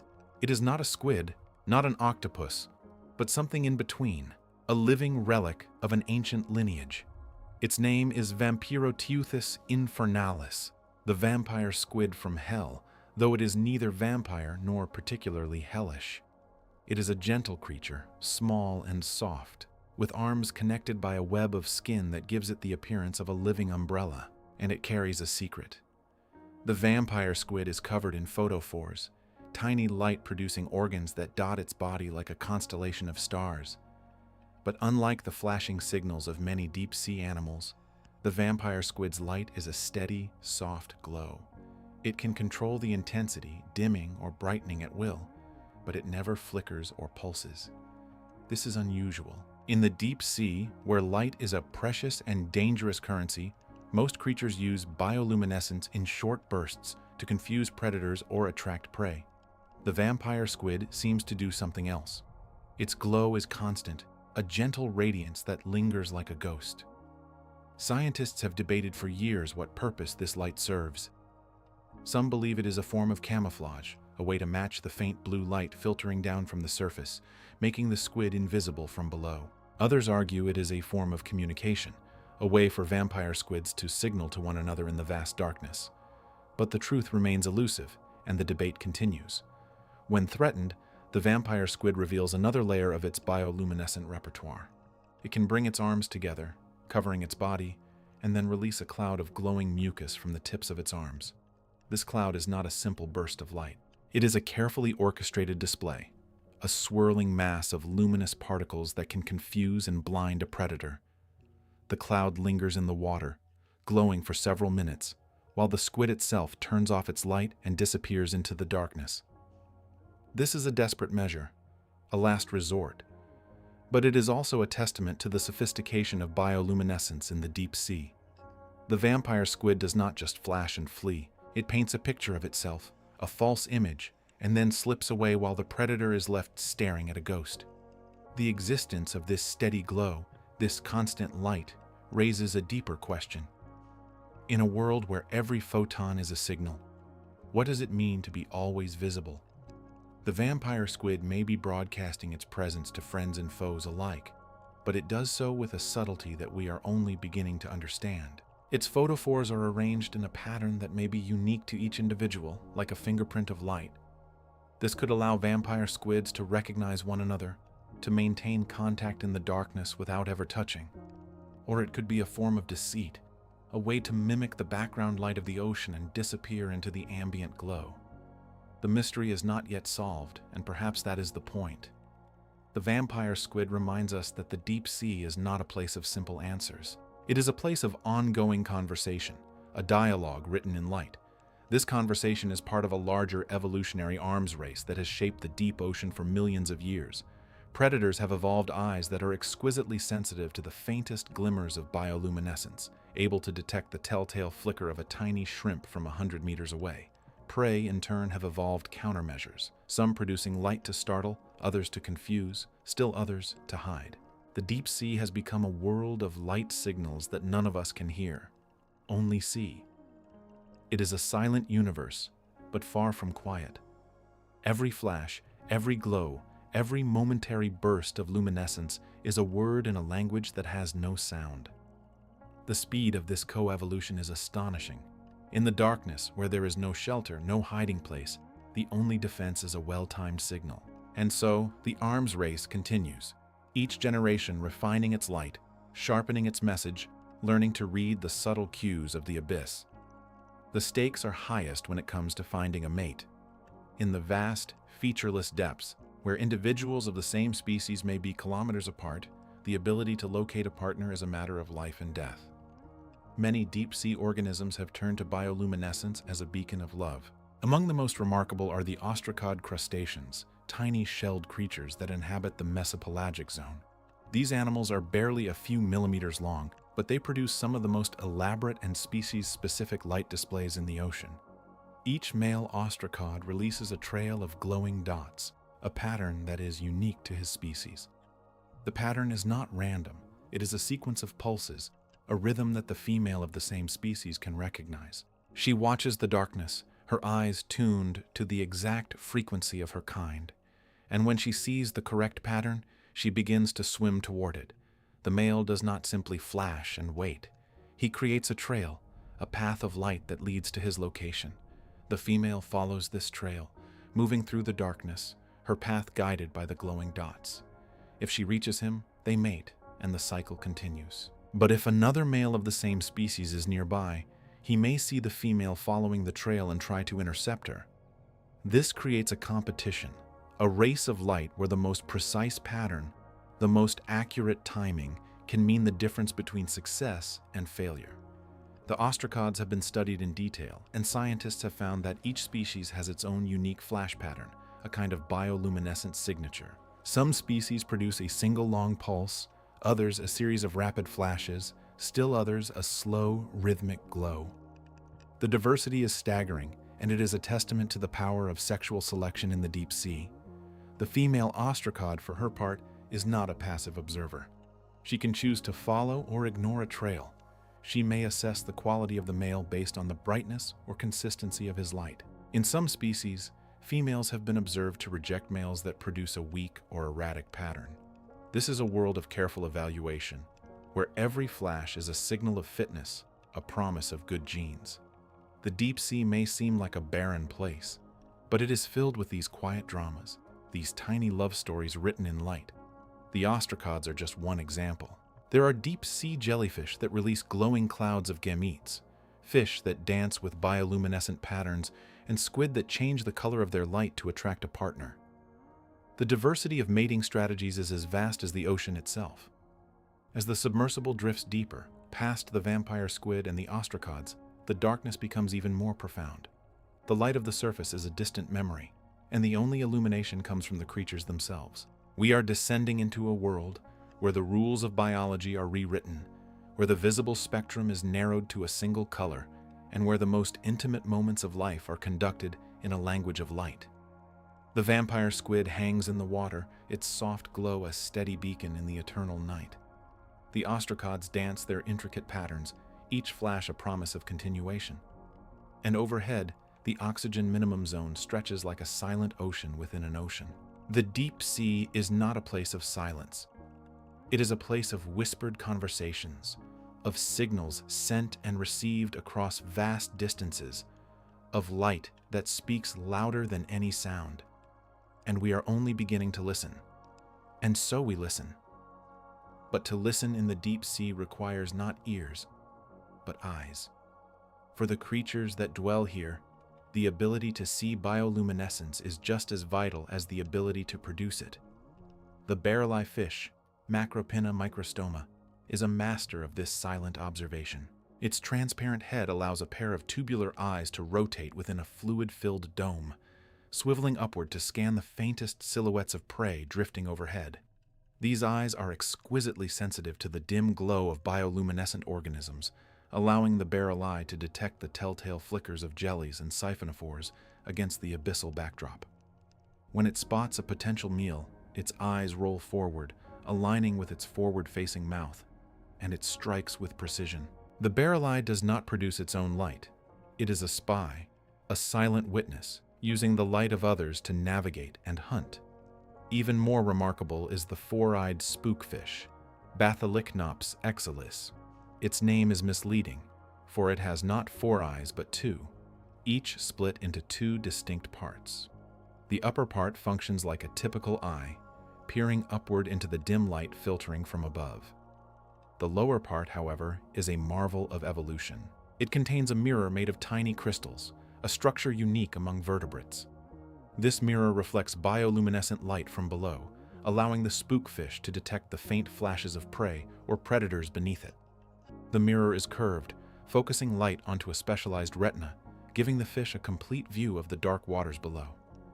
In this way, the spookfish sees in 2 directions at once, a living periscope that watches the world above and below with equal clarity. Its eyes are not just organs of sight. They are instruments of survival, tuned to the faintest whispers of light. The deep-sea food web is a symphony of these light-based interactions, and nowhere is this more evident than in the daily phenomenon known as the Deal vertical migration. At dusk, billions of creatures begin their ascent from the deep, rising through the water column toward the surface. Krill, copepods, lanternfish, and countless other organisms embark on a journey that covers hundreds of meters. To a stationary observer in the deep, this migration appears as a slow, shimmering parade of light. Each creature carries its own bioluminescent signature, a flicker, a glow, a pulse. As they rise, they fill the darkness with a moving tapestry of pinpricks, a river of light flowing upward. The spectacle is both silent and immense, a nightly migration that dwarfs any terrestrial procession. The smaller creatures rise to feed on phytoplankton in the surface waters, while the larger predators follow, drawn by the promise of a meal. The deep sea is not static. It breathes in a rhythm of light and darkness, a cycle that is repeated for millions of years. At dawn, the migration reverses. The creatures sink back into the depths, their bioluminescent trails fading as they descend. To a stationary observer, this is a waterfall of light, a slow cascade of fading sparks. The lanternfish, which are among the most numerous vertebrates on Earth, play a key role in this movement. Their ventral photophores, arranged in rows along their bellies, produce a counter-illumination that matches the dim light above, hiding their silhouettes from predators below. But as they rise and sink, their lights flicker in patterns that are just beginning to be understood. The Deal vertical migration is not just a movement of biomass, it is a movement of light, a nightly pulse that connects the surface to the deep. But not all bioluminescence is produced by the creatures themselves. Some fish have cultivated a more intimate relationship with light, one that relies on living partners. The ponyfish, for example, harbors colonies of bioluminescent bacteria within a specialized light organ located near its throat. These bacteria, mostly species of the genus Photobacterium, produce a steady glow that the fish can control by adjusting the flow of oxygen or by using a movable shutter. The light organ is a chamber lined with reflective tissue, directing the bacterial glow outward. The ponyfish uses this light to communicate with its own kind, to attract mates or to startle predators. The bacteria, in turn, receive a safe, nutrient-rich environment in which to thrive. This partnership is so successful that the bacteria are passed from one generation to the next, from the mother fish to her eggs, ensuring that the light is never lost. The maintenance of these bacterial colonies is a delicate process. The ponyfish's light organ contains a system of ducts and chambers that deliver a constant supply of nutrients, including glucose and amino acids, to the bacteria. The organ also has a mechanism to prevent the bacteria from overgrowing or escaping into the fish's body. The fish and the bacteria have co-evolved for millions of years, each dependent on the other. When the ponyfish lays its eggs, a small number of bacteria are transferred to the surface of the eggs, where they are consumed by the developing larvae. The bacteria then colonize the light organ of the new generation, continuing the cycle. This is not a casual association. It is a lifelong partnership, a contract written in light. Other deep-sea fish, such as the anglerfish, have a different relationship with bacteria. Here, the bacteria live within a specialized lure, a glowing appendage that dangles in front of the fish's mouth. The bacteria are housed in a chamber at the tip of the lure, and their light is controlled by the fish, which can turn it on and off at will. The anglerfish uses this lure to attract prey, drawing them in with a promise of light that is never fulfilled. The bacteria are also passed from generation to generation, but in a different way. The female anglerfish secretes a mucus that contains the bacteria, and the developing eggs are coated with this mucus, ensuring that the next generation will carry the light. The deep sea is a world where light is the currency of life, and where the ability to see and produce it is a matter of survival. The barrel-eye fish and the spookfish have evolved specialized eyes to capture the faintest glimmers. The Deal vertical migration creates a nightly spectacle of moving light, a river of bioluminescence that flows between the surface and the depths. And the bacteria that live within the fish create a steady, reliable glow, a partnership that has lasted through eons of evolution. The deep sea is not a place of silence. It is a place of whispered conversations, of signals sent and received across vast distances, of light that speaks louder than any sound. And we are only beginning to listen. In the darkness of the deep ocean, the bioluminescent layer had always been a place of mystery, a realm where light flickered in patterns that seemed almost too deliberate to be random. The 2019 Schmidt Ocean Institute expedition set out to explore this layer with a remotely operated vehicle capable of recording high-definition video in the crushing depths. What they captured would take 3 years to fully analyze and publish. The footage showed a siphonophore, a colonial organism built from hundreds of specialized individuals, drifting through a school of lanternfish. But this was not a simple encounter. The siphonophore extended its tentacles not to ensnare the fish, but to brush against them, and the lanternfish responded by flashing in precise, synchronized bursts. The interaction lasted for several minutes, a dance of light and touch that had never been filmed before. The delay in publication was not due to technical difficulties, but to the sheer complexity of the observation. The researchers had to confirm that the lanternfish were not simply reacting to the ROV's lights, and that the siphonophore's behavior was intentional. By cross-referencing the footage with hydrophone recordings and analyzing the frequency of the flashes, they concluded that the fish were producing a specific pattern of bioluminescence that the siphonophore appeared to recognize. The team also discovered that the siphonophore's tentacles carried a different species of bioluminescent bacteria than those typically found in deep-sea organisms, suggesting a co-evolution between the predator and the prey. The lanternfish were not fleeing, they were communicating, and the siphonophore was listening. It was a moment of silent dialogue, a conversation that had been happening for millions of years but had never been witnessed by human eyes. This discovery resolved a long-standing question in marine biology: whether the bioluminescent displays of deep-sea fish serve purely as predator deterrence or as a form of social signaling. The footage proved that the answer is both and more. The light is a language, one that crosses species boundaries and even the boundary between predator and prey. The lanternfish, by flashing in unison, may have been warning the siphonophore of their own unpalatability, or perhaps they were cooperating to herd smaller organisms into the siphonophore's grasp. The exact meaning remains unknown, but the footage confirmed that the deep sea is a place of negotiated relationships, where light is the medium of negotiation. And yet bioluminescence is not confined to the abyss. It reaches up to the surface in ways that have been observed for centuries, though only recently understood. Sailors from the age of exploration spoke of seas that glowed with a pale, unbroken light, so bright that they could read by it on deck. They called it the burning sea, a phenomenon both beautiful and terrifying, as it often appeared in waters where the fish had died or the currents were strange. The scientific term for this event is a milky sea, and it occurs when massive blooms of bioluminescent bacteria, most often species of Vibrio, colonize the surface waters. The bacteria produce a continuous glow, not the brief flashes of dinoflagellates. but a steady, milky luminescence that can stretch for hundreds of kilometers. For decades, milky seas were known only from anecdotal accounts, dismissed by many scientists as sailors' tales. Then in 2005, a satellite image captured something extraordinary. A sensor on the Defense Meteorological Satellite Program detected a vast, faint glow in the Indian Ocean, covering an area larger than the state of Connecticut. The glow matched the spectral signature of bioluminescent bacteria, and when researchers compared the satellite data with historical ship logs, they found a perfect correlation. The Milky Sea was real, and it was a direct indicator of the health of the surface ocean. The bacteria that cause the glow thrive in warm, nutrient-rich waters, often following algal blooms or upwelling events.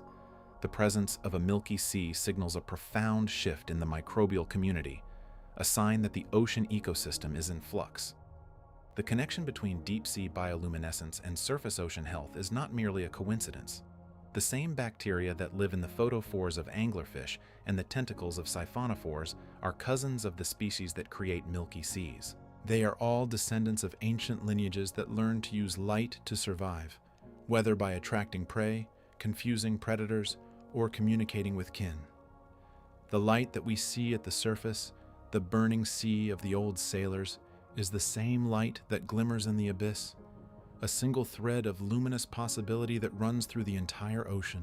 When the surface glows, it reminds us that the deep sea is not isolated. It is connected by currents, by nutrients, and by the shared inheritance of bioluminescence. As we turn to the final part of this contemplation, we are left with a question that is both scientific and philosophical. What does all this light mean for our understanding of life itself? Bioluminescence is not a rare adaptation. It has evolved independently dozens of times in bacteria, fungi, jellyfish, fish, and even land animals like fireflies. It is a tool that life has discovered again and again, a solution to the problem of darkness. But it is also a signature of life's ability to create order from chaos, to turn chemistry into communication. The light we see in the deep sea is not just a survival mechanism. It is a form of expression, a way for living things to reach out across the void. And if light can be a language, then perhaps the ocean is speaking to us, if we are patient enough to listen. But listening requires patience. It requires stillness. The ocean does not shout its secrets. It whispers them in light. Consider the scale of what we do not know. Current estimates suggest that 91% of marine species remain undiscovered. That is a staggering number. For every creature we have named, there are 10 more waiting in the dark. The deep sea is the largest habitat on Earth, yet we have mapped less than a quarter of its seafloor. We have visited fewer than 5% of its depths. Bioluminescence complicates this count in a profound way. Standard survey methods rely on nets, cameras, and sonar. They capture what is visible. But many deep-sea creatures are only visible when they choose to glow, and they only glow when disturbed. A bioluminescent jellyfish drifting in the abyss is invisible to a camera without a light source. Yet if we switch on a light, we may scare it away. We may trigger a flash that blinds the sensor. We may never see it at all. This means that entire populations of glowing organisms may be hidden from our surveys. They are present but unseen. They are abundant but unrecorded. The true number of species in the deep ocean may be far higher than we think, and the glowing ones may be the most numerous of all. We are left with a humbling thought. The ocean is not just unexplored. It is unexplorable using the tools we have. We are like sailors staring at a dark sea, seeing only the surface, missing the vast world of light beneath. Now we turn to the deepest realm of all, the Hadal Zone, the trenches that plunge below 6,000 meters. Here, the pressure is crushing, over 1,000 atmospheres. The temperature is near freezing, the light is absolute zero. Does bioluminescence exist here? It is a question we cannot answer with certainty. The evidence is scattered and ambiguous. A few deep-sea vehicles have captured faint flashes in the Mariana Trench, but those flashes could be from equipment failure. They could be from chemical reactions in the sediment. They could be from something alive. We have reason to believe that bioluminescence is possible at these depths. The chemistry of luciferin and luciferase does not stop working under pressure. Some bacteria and fungi can glow in extreme conditions, but the organisms that would produce such light are unknown. We have never collected a bioluminescent creature from below 6,000 meters. The challenge is equipment. Cameras that can withstand such pressure are rare and expensive. They are also limited. They must be lowered on cables or placed in submersibles. They cannot stay long. They cannot explore freely. They are like a single flash of light in an endless cave. We have sent robots to the Hadal Zone. They have returned images of strange fish, amphipods, and jellyfish.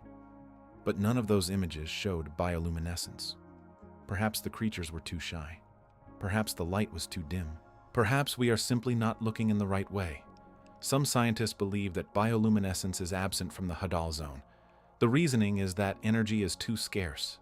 Bioluminescence costs energy. It requires production of luciferin and the enzyme to activate it.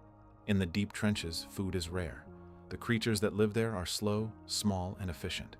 They may not have the luxury of producing light, but others argue the opposite.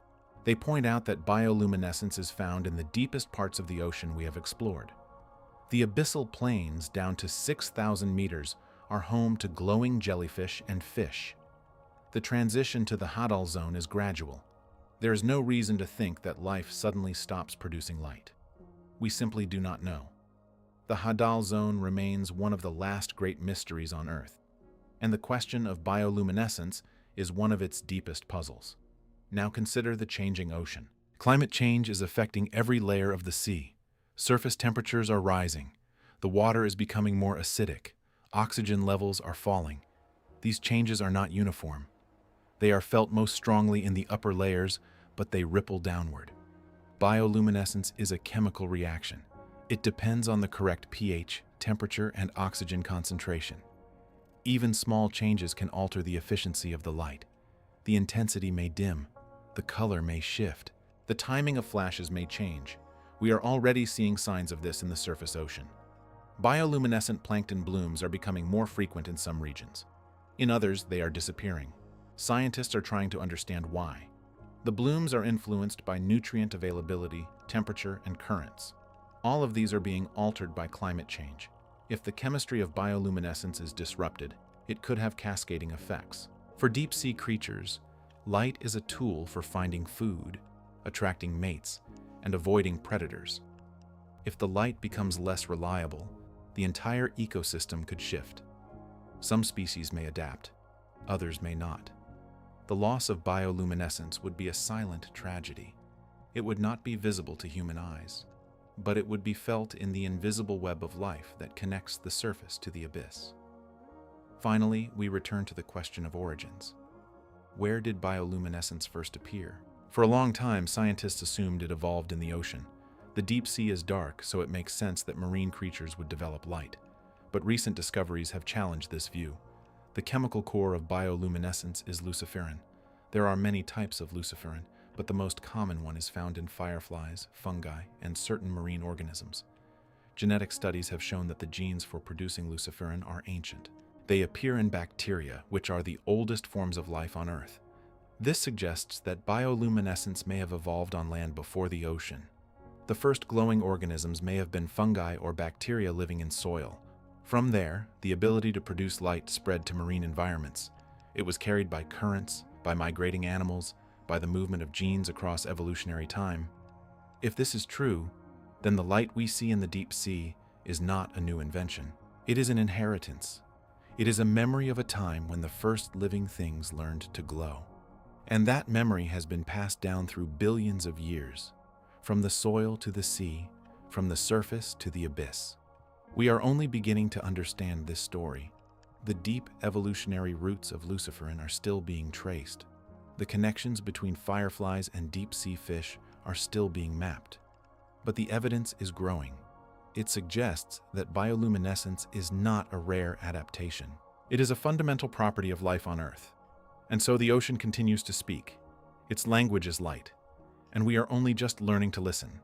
There is no final answer to the questions we have asked. The deep sea is too vast, too unknown, too alive. But the questions themselves are a form of listening. They are a way of paying attention. As you drift into sleep, you may carry these thoughts with you. The idea that 91% of ocean species are still hidden, that the deepest trenches may hold light we have never seen, that the chemistry of that light is changing, that the glow of a firefly and the flash of a jellyfish are connected by an ancient thread. You are part of that thread. Every living thing on Earth shares a common ancestor. That ancestor may have been a glowing bacterium. It may have been a fungus. It may have been something we cannot yet imagine. But the light remains. It is a reminder that life is not silent. It is not passive. It is always reaching out, across the darkness, across the years, across the ocean. And now, you can let go. The ocean is deep. The night is still. The light is waiting. And so we return to the idea that light is not exclusive to our world. Scientists who study the icy moons of Jupiter and Saturn have asked a quiet question. Beneath the frozen crust of Europa lies an ocean, 2 times the volume of all the water on Earth. It is dark there, it is under pressure, it is cut off from the sun, and yet we now believe that liquid water exists in that hidden sea. Where there is liquid water, there is the possibility of chemistry. Where there is chemistry, there is the possibility of life. Astrobiologists do not expect fish or kelp in those subsurface oceans. They expect microbes, perhaps simple communities of single-celled organisms, clustered around hydrothermal vents on the seafloor. But the question remains open, vast and unanswered. If life could emerge in the darkest parts of our own ocean, in the abyssal plains and the trenches, could it not also emerge in the dark of Europa's ocean? And if it did, would it also learn to make light? Some researchers have argued that bioluminescence could be a potential biosignature, a signal that life exists, a flare sent up through the dark of an alien sea. The idea is not as strange as it sounds. The chemistry of bioluminescence is remarkably ancient on Earth. It has evolved independently by some estimates over 50 times. It is a tool that life keeps finding, again and again, across millions of years. If life tends toward this solution in the darkness of Earth, then a similar life, under a similar darkness, might find the same answer. Of course, we cannot know. Europa's ocean is covered in ice perhaps 20 kilometers thick. Enceladus, a small moon of Saturn, sprays plumes of water vapor into space, and we have tasted that water with our instruments. But no robotic probe has yet descended into that hidden sea. Still, the thought lingers. The idea that light might exist somewhere else, in a place where no eye has ever seen it, is a humbling one. It suggests that life is not a lonely accident. It suggests that life, wherever it finds a foothold, may find a way to reach out. The light we see in our own ocean may be one expression of a deeper tendency, a tendency of living things to resist the silence and the dark. And that is not a thing we can prove yet. But it is a thing we can hold in our minds, a soft and waiting thought. We may not need to travel to an alien ocean to search for that light. On our own planet, in our own deep sea, our tools are changing. For a long time, exploration of the deep ocean was noisy and bright. Submersibles carried white lights, powerful beams that scattered the darkness and drove away the animals. We saw what we could see in a circle of artificial glare, and the rest of the deep remained hidden. But slowly, we have learned a different way to look. We have learned to watch in the dark. The eye in the sea is a camera system designed to do exactly that. It sits on the seafloor, on the continental slope, in water hundreds of meters deep. It uses a red light, a wavelength that most deep-sea animals cannot see, and it watches patiently for hours, for days, for weeks. The light of the deep sea does not care about human schedules. It drifts past in its own time, and a camera that blinks or flashes will miss it entirely. The eye in the sea does not blink. It waits. And because it waits, it has seen things we have never seen before. It has captured the slow pulse of a jellyfish, the brief flare of a shrimp, the glowing trail of a fish moving through the dark. These are not staged performances. There is no camera light to attract them, no disturbance to alarm them. They are simply living their lives, and their lives happen to be made of light. This kind of passive observation is changing what we know. It is teaching us that bioluminescence is not rare in the deep ocean. It is the rule. By one estimate, more than 3/4 of the animals in the open water column can make their own light. The deep sea is not a place of darkness. It is a place of constant, subtle conversation. In the coming years, autonomous underwater vehicles will join these fixed cameras. They will drift silently through the water, their instruments tuned to detect the faintest flashes, their eyes open in wavelengths we cannot see. They will map the light of the deep ocean the way other vehicles have mapped the seafloor.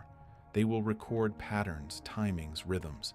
They will help us understand not just which animals glow, but when and why and what it means. A single flash of light may be a warning. A long pulse may be a call. A constellation of small lights may be a school of fish coordinating in the dark. The next decade may reveal that bioluminescence is even more common than we think. It may reveal species that only glow at certain depths or at certain times of year. It may reveal conversations that cross species boundaries, light signals that pass between predator and prey, between host and symbiont. And it may reveal something deeper, something about the nature of life itself, that life does not merely react to light, it creates it. In the darkest, most remote places on Earth, life did not accept the darkness. It did not simply adapt to the absence of light. It invented light. It made a new thing in the universe, and it made it over and over again. This is a quiet miracle, and it is easy to overlook. We are so used to the sun, so used to the idea that light comes from above, that we forget the other possibility. Light can come from within. A single cell can gather its chemistry and release a photon. That photon may be the only light a creature ever makes, a single pulse in a lifetime. Or it may be a rhythm, a pulse that continues like a heartbeat. Either way, it is a statement. It is a way of saying, I am here, I am alive, I am not alone. In the abyss, where food is scarce and animals are scattered, finding another living thing can be the difference between life and death. Reproduction depends on it. A male anglerfish swimming in the dark finds a female by following her light. A squid flashes to confuse a predator, then vanishes into the ink of its own making. A copepod releases a cloud of glowing liquid to distract, to divert, to escape. These are not elaborate tricks. They are the everyday tools of survival, deep in the dark, and they work because the ocean is a place of communication. Even in the silence, there is a language. It is a language older than our own. Bioluminescence may have appeared in the oceans hundreds of millions of years ago, long before the dinosaurs, long before the first land plants. The chemistry of that light has changed, but the impulse has remained. The thread that connects the glow of a firefly and the flash of a jellyfish is not a metaphor. It is a real connection, a shared ancestry of molecules and reactions. We are beginning to understand that thread, and in understanding it, we are beginning to understand something about ourselves. We also are alive. We also reach out. The questions we ask about the deep ocean are a form of reaching. The instruments we build are extensions of our senses, our own poor eyes stretched into the dark. And when we see a jellyfish pulse with light, we recognize something. It is not the same as our recognition, not the same as understanding, but it is a contact. It is a moment of connection across vast distance, across so much water and so much time. The light reaches us, and we are changed by it. There is a theory that the first light on Earth, the first biological light, may have been produced not by an animal, but by a microbe. Some of the most ancient forms of life on our planet are bacteria, and some bacteria today are bioluminescent. They glow in the damp soil, in the decaying wood, in the waters of the deep sea. It is possible that the very first living things to make light were these tiny cells, releasing photons into a world that had never known such a thing. It is possible that the impulse to glow is not a later invention, but a primal trait carried in the oldest branches of the tree of life. If that is true, then we are all connected to that first light. Every firefly, every anglerfish, every glowing jellyfish is a descendant of that ancient experiment. And we ourselves, in our own way, are part of it. We make light too, not with our bodies, but with our minds. We make stories about the dark. We make art and music and science. We build spacecraft to visit distant moons. These are all ways of reaching out, ways of saying, I am here, I am alive, I am not alone. As you drift towards sleep, you might hold this thought.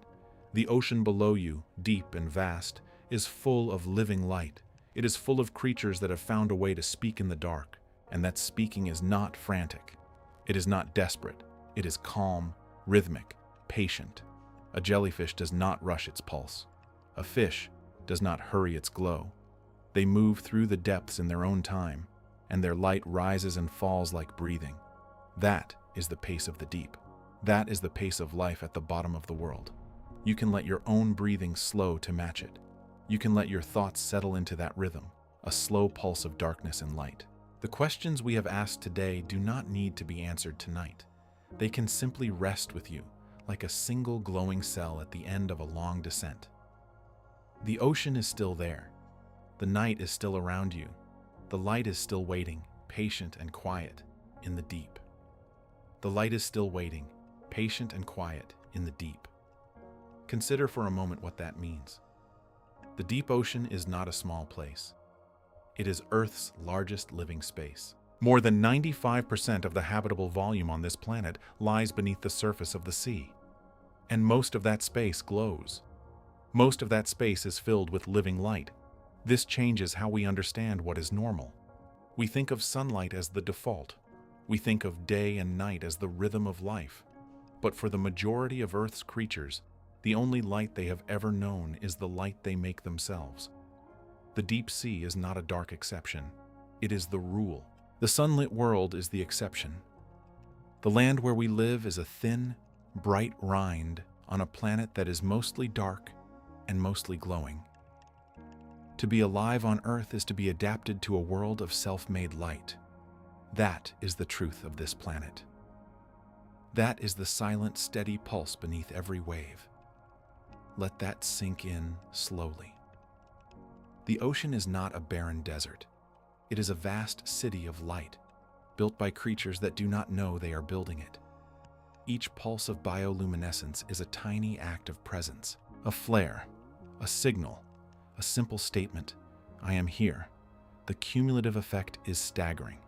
There are places in the deep sea where the density of living light exceeds the artificial light of a city street. Imagine that. More light in the darkest ocean than in the center of a city at night. The creatures of the deep have not accepted darkness. They have not surrendered to the absence of the sun. They have filled the void with their own radiance. They have made the dark their own. This is not a survival strategy born of desperation. It is a fundamental choice written into their biology. Life chose to glow. Life chose to speak in light. And the result is a world that is never truly dark. We do not fully understand why life made this choice. There are questions that remain open. They are not gaps in our knowledge. They are doors. And they do not need to be closed tonight. They can remain open. They can remain as they are.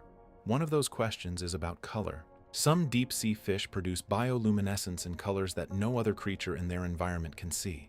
They emit a red light, or a far-red light, that is invisible to the vast majority of their neighbors. The open ocean is a place where red light is swallowed by the first meters of water. Most deep-sea creatures have eyes that are tuned to the blue-green glow of the most common bioluminescence. They cannot see red. So why do some fish produce red light? Who are they signaling to? What is the message? Perhaps there is a predator or a mate that can see it.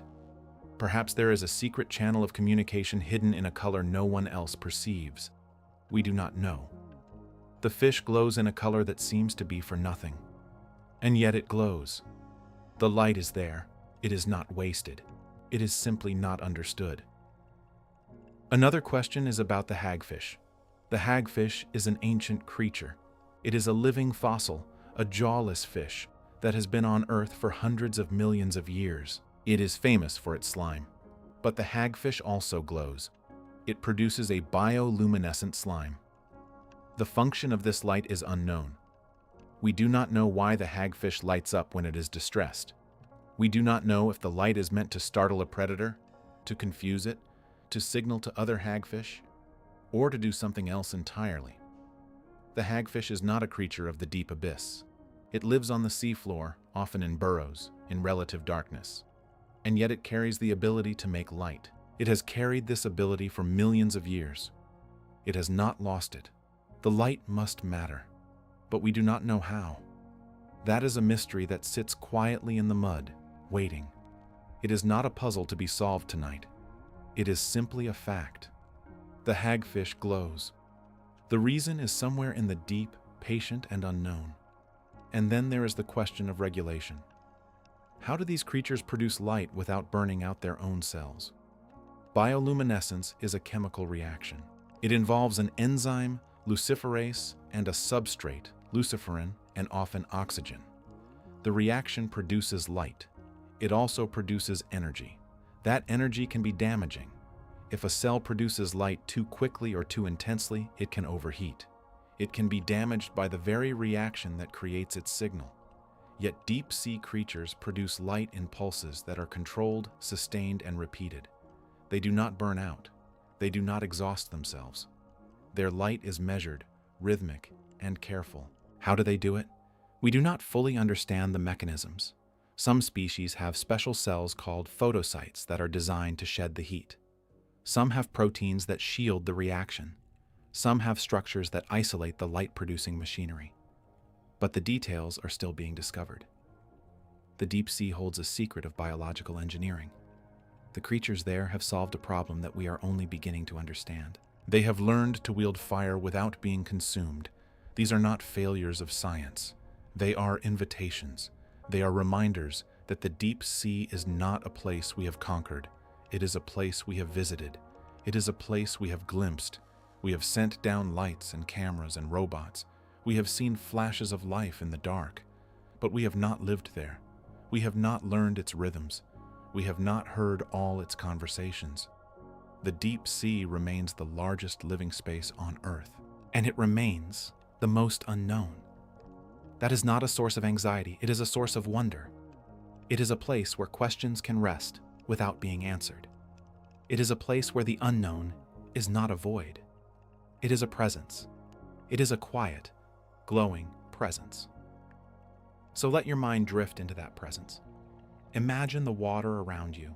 It is cold, it is dark, but it is not empty. There are creatures moving through it. They are not in a hurry. They are not frantic. They are moving at the pace of the deep. A jellyfish pulses its bell. Its light flickers and fades. A fish drifts past, its body lined with rows of tiny glowing dots. The dots blink in sequence. They look like a wave of light traveling along the fish's flank. The fish does not know it is beautiful. It does not know it is a mystery. It simply is. It is a living pattern of light in the dark. It is a statement of existence. It is a word in a language we are only beginning to learn. And the light of the deep is not a spectacle. It is not a show. It is a conversation. It is the way these creatures say, hello, goodbye, stay away, come closer, I am here, I am not here, I am like you, I am different. It is a language of pulses and pauses. It is a language of color and brightness and timing. It is a language that has been evolving for hundreds of millions of years, and we are only now beginning to understand its grammar. We have learned that some fish use light to find mates. Some use it to lure prey. Some use it to confuse predators. Some use it to hide in plain sight by matching the light from above. Some use it to signal alarm.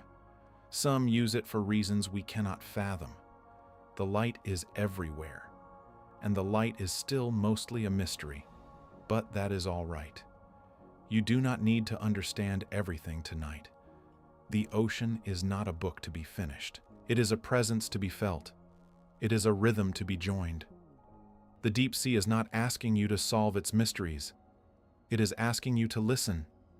It is asking you to notice that the world is larger than your knowledge. It is asking you to trust that the unknown can be gentle. It can be quiet. It can be a place where you rest. So let the questions settle. Let them sink down into the deep with you. The hagfish glows.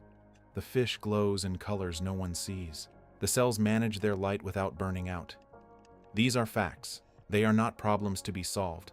They are simply the way the deep is. The deep is full of light. And the light is full of questions. And the questions are full of peace. You can feel that peace now. It is the peace of a world that does not need to be understood to be beautiful. It is the peace of a planet that chose to fill its darkness with light. It is the peace of a life that pulses in the dark, calm and rhythmic, patient and slow. You can let your breathing match that pulse. You can let your thoughts drift like a jellyfish, pulsing gently, rising and falling. The light of the deep is all around you. It is not going anywhere. It will be there when you wake. It will be there when you return. But for now, you can let go. You can let the darkness hold you. You can let the light be a quiet, distant glow. The ocean is still there. The night is still around you, and the light is still waiting, patient and quiet, in the deep. Remember that phone charging light, the one that seemed so bright, 2,000,000 times brighter than the deepest glow. That light will go out. It will flicker and fade. The battery will drain. The phone will be dark. But the ocean will still glow. It has been glowing for hundreds of millions of years. It will glow long after the phone is forgotten, long after the cities are silent. The ocean does not need a charger. It does not need a switch. Its light is older than any machine. The light of the deep is older than complex life. It is older than bones. It is older than eyes. Dinoflagellates have been glowing for perhaps 400 million years. That is 400 million years of light in the dark. That is 400 million years of flashes without a witness. The first creatures to see that light had no eyes. They had no brains. They simply felt the glow. They drifted in it. The light was there before sight. It was there before intention. It was there before any creature could ask what it meant. The light has been flickering in the dark long before there were eyes to see it. It has been a silent language spoken only to the water. It has been a conversation between molecules. It has been a dance of energy and time. The deep sea does not know it is beautiful. It simply is. The light does not know it is ancient. It simply shines. That is the peace of something that does not need to be seen. That is the peace of a light that has always been there. Right now, as you lie in bed, the deep sea is alive. It is midnight in the ocean. Creatures are flashing. They are signaling. They are hunting. They are hiding. A jellyfish pulses its blue light. A fish blinks its lure. A shrimp releases a cloud of glowing mucus. It is all happening without you. It does not need your presence to be real. It has been happening for millions of years. It will happen for millions more. The deep sea is not waiting for you. It is simply living. It is simply glowing. The light is a quiet fact. It is a constant in a world of change. You can let your breathing slow. You can let your thoughts drift like that jellyfish. The light of the deep is all around you. It is not going anywhere. It will be there when you wake. It will be there when you return. But for now, you can let go. You can let the darkness hold you. You can let the light be a quiet, distant glow. The ocean is still there. The night is still around you. And the light is still waiting, patient and quiet, in the deep. The light of the deep is older than your phone. It is older than your house. It is older than your species. It is older than the land itself. The first light in the ocean was a single photon. It was a molecule that decided to release its energy. It was a decision made by chemistry. It was a decision made by time. That photon traveled through the water. It was not seen. It was not recorded. It simply was. And that is enough. The deep sea at night is a place of constant light. It is a place of constant darkness. The two are not opposites. They are the same thing. The light is born from the dark. The dark holds the light. They are a cycle. They are a rhythm. You can feel that rhythm now. It is the rhythm of your breath. It is the rhythm of your heart. It is the rhythm of the ocean. The ocean pulses with light. It pulses with life. It pulses with a calm that has no end. The single photon is still there. It is still traveling. It is still being born. It is still being released. It is a constant. It is a fact. The phone's charging light is gone. It was a brief interruption. It was a temporary brightness. The ocean's light is permanent. It is a deep, steady glow. It is a light that does not flicker. It is a light that does not fade. It is a light that is patient. The light of the deep is a silent language. It is a language of flashing. It is a language of glowing. It is a language that has no words. It is a language that is understood without thought. The creatures of the deep do not think about the light. They simply respond to it. They are drawn to it. They are repelled by it. They use it to find food. They use it to find mates. They use it to hide. The light is a tool. The light is a gift. The light is a mystery that does not need to be solved. You can let your thoughts drift like a jellyfish. You can let your breathing match the pulse of the deep. The light is all around you. It is not going anywhere. It will be there when you wake. It will be there when you return. But for now, you can let go. You can let the darkness hold you. You can let the light be a quiet, distant glow. The ocean is still there. The night is still around you. And the light is still waiting, patient and quiet, in the deep. The deep sea has no need for your attention. It will continue to glow whether you are awake or asleep. It will continue to flash and signal and hunt and hide. It will continue its ancient conversation. It will continue its patient dance. The light of the deep is a constant. It is a fact. It is a peace. It is a peace that does not require understanding. It is a peace that simply is. You can feel that peace now. It is the peace of a world that does not need to be understood to be beautiful. It is the peace of a planet that chose to fill its darkness with light. It is the peace of a life that pulses in the dark, calm and rhythmic, patient and slow. You can let your breathing match that pulse. You can let your thoughts drift like a jellyfish, pulsing gently, rising and falling. The light of the deep is all around you. It is not going anywhere. It will be there when you wake. It will be there when you return. But for now, you can let go. You can let the darkness hold you. You can let the light be a quiet, distant glow. The ocean is still there. The night is still around you. And the light is still waiting, patient and quiet, in the deep. And the light is still waiting, patient and quiet, in the deep. It waits in the lanternfish. There are billions of them down there. They drift in the middle of the water column, neither rising nor sinking. Their bodies are small and silver. Their undersides are lined with tiny photophores. These are organs of light. They glow a faint, cool blue. The lanternfish do not flash or signal. They simply hold their light steady. It is a counter-illumination. It helps them blend with the faint light from above. But it is something else too. It is a quiet presence, a soft coherence in the dark. Each fish carries its own small constellation. Together they form an immense field of light. It stretches across the ocean. It is a sky on its side, a galaxy that swims. The lanternfish hover. They rest. They do not sleep as we sleep. There is no closing of eyes. There is only a slowing, a stillness. Their light pulses with their hearts. It brightens and dims with the rhythm of their blood. They drift in a slow, silent current. Time moves differently for them. A single hour passes like a breath. A single night passes like a blink. They do not count the hours. They do not know they are waiting. They simply are. And that is enough. Below them, deeper, there is stillness of another kind. The anglerfish waits there. It is motionless. It has been motionless for a very long time. It rests on the bottom or hovers just above it. Its mouth is wide. Its teeth are thin and sharp. They are like needles. They point inward. Anything that enters does not leave.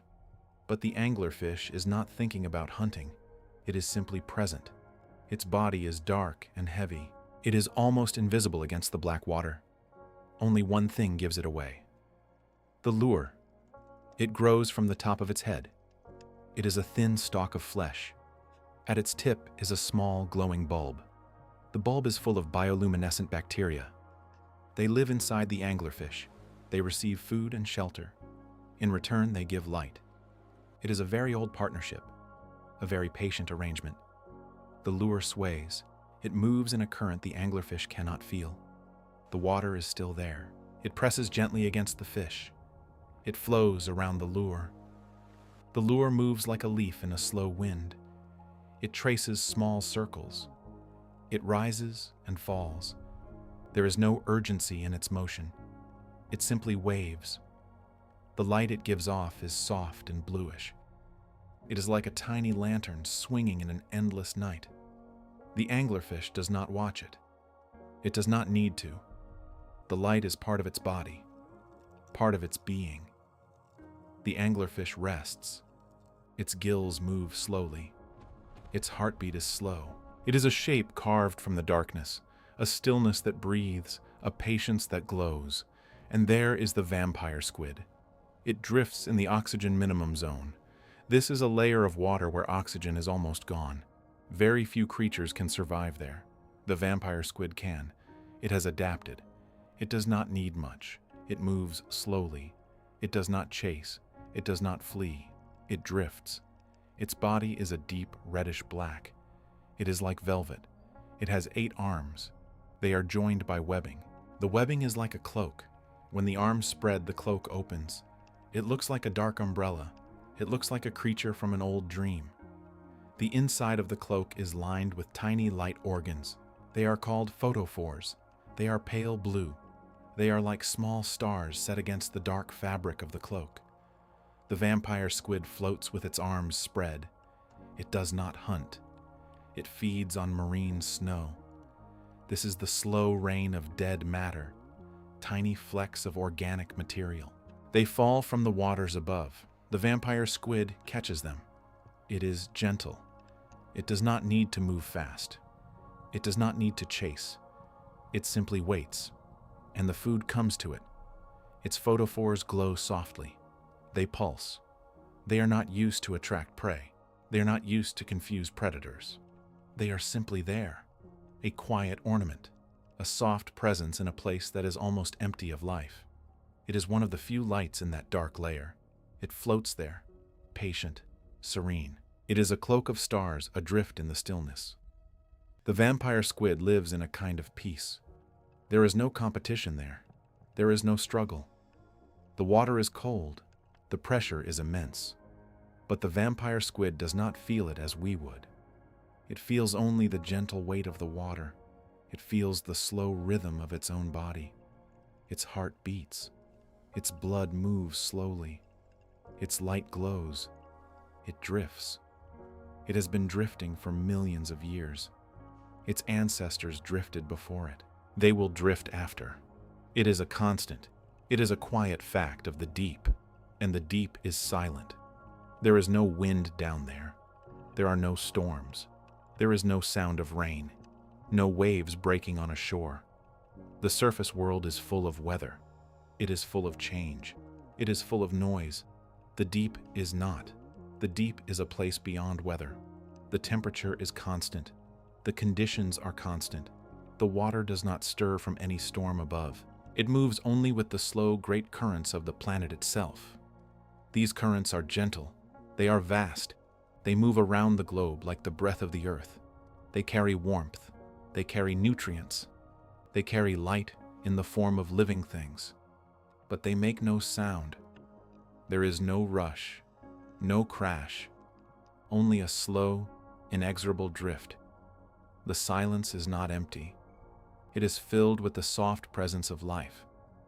There is the faint pulse of a jellyfish.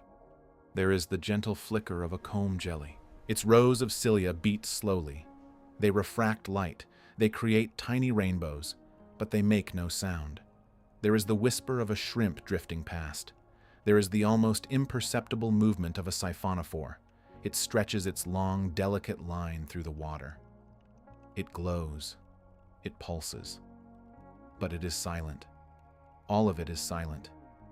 The creatures of the deep do not call to each other. They do not cry out. They communicate with light. A soft flicker here, a slow pulse there, a glow that brightens and fades. These are the voices of the deep. They are quiet. They are patient. They ask for nothing. They simply are. And above all of this, there is the water. Kilometers of water. It presses down. It is a gentle weight. It is the pressure of the entire ocean. The creatures of the deep do not know this pressure as a burden. They were born in it. They are shaped by it. It is their home. It holds them. It cradles them. It is like the weight of a blanket. It is like the pressure of a hand on a sleeping child. It is constant. It is reassuring. It is the deep embracing its own. And within that embrace, there is light. Always, somewhere, light. It is not a bright light. It is not a burning light. It is a soft, blue-green glow. It is the light of living things. It is the light of cells and bacteria and organs made for glowing. It is a patient light. It is a light that has been there for millions of years. When humans first saw this light, they were changed. There are accounts. There are stories. Scientists have written about their first sight of bioluminescence through a porthole. They describe it as transformative. They describe it as humbling. They say it was unlike anything on the surface world. A researcher once watched from a small submersible. The lights of the vessel were turned off. The water outside was black, completely black. And then, slowly, the points of light began to appear.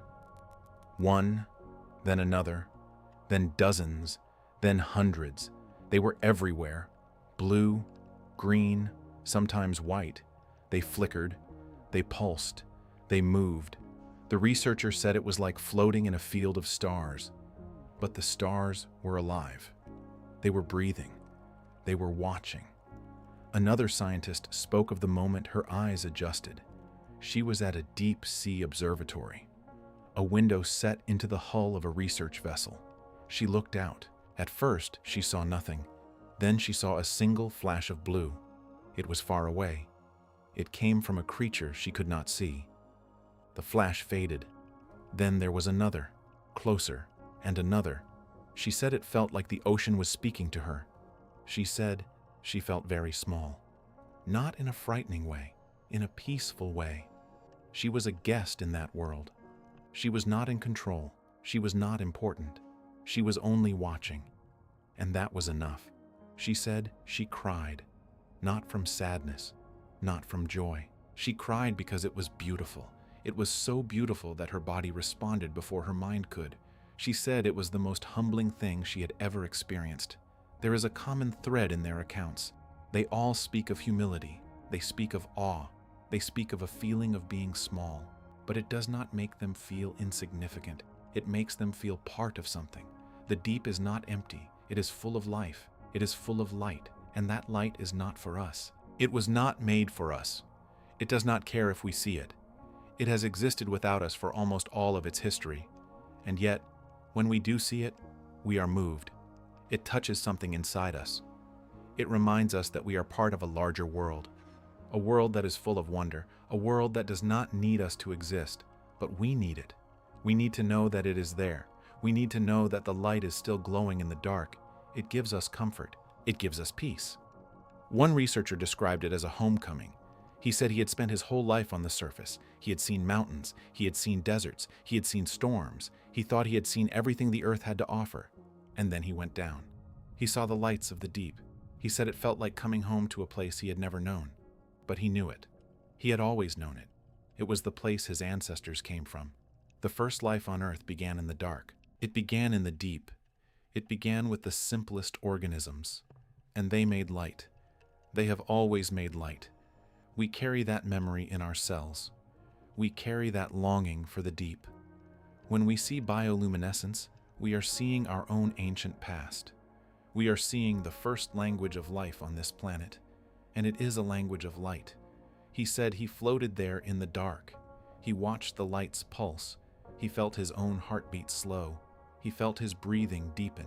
He said it was the quietest he had ever been, not just in his body, in his mind. All his thoughts faded. All his worries faded. There was only the light. There was only the slow pulse of the deep. He said he understood then why the creatures of the deep are so patient. It is not because they have nothing to do. It is because they are at peace. They do not fight the dark. They are the dark, and they fill it with light. They fill it with themselves. They are the glow that makes the deep a place of beauty, rather than a place of fear. And that peace is available to you now. It is still there. It is waiting. The lanternfish are still hovering. The anglerfish is still motionless. The vampire squid is still drifting. The silence is still complete. The pressure is still gentle. And the light is still glowing.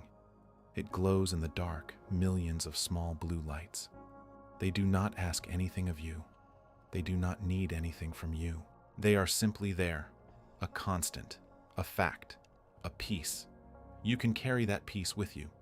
It is not a piece that requires travel. It is not a piece that requires a submersible.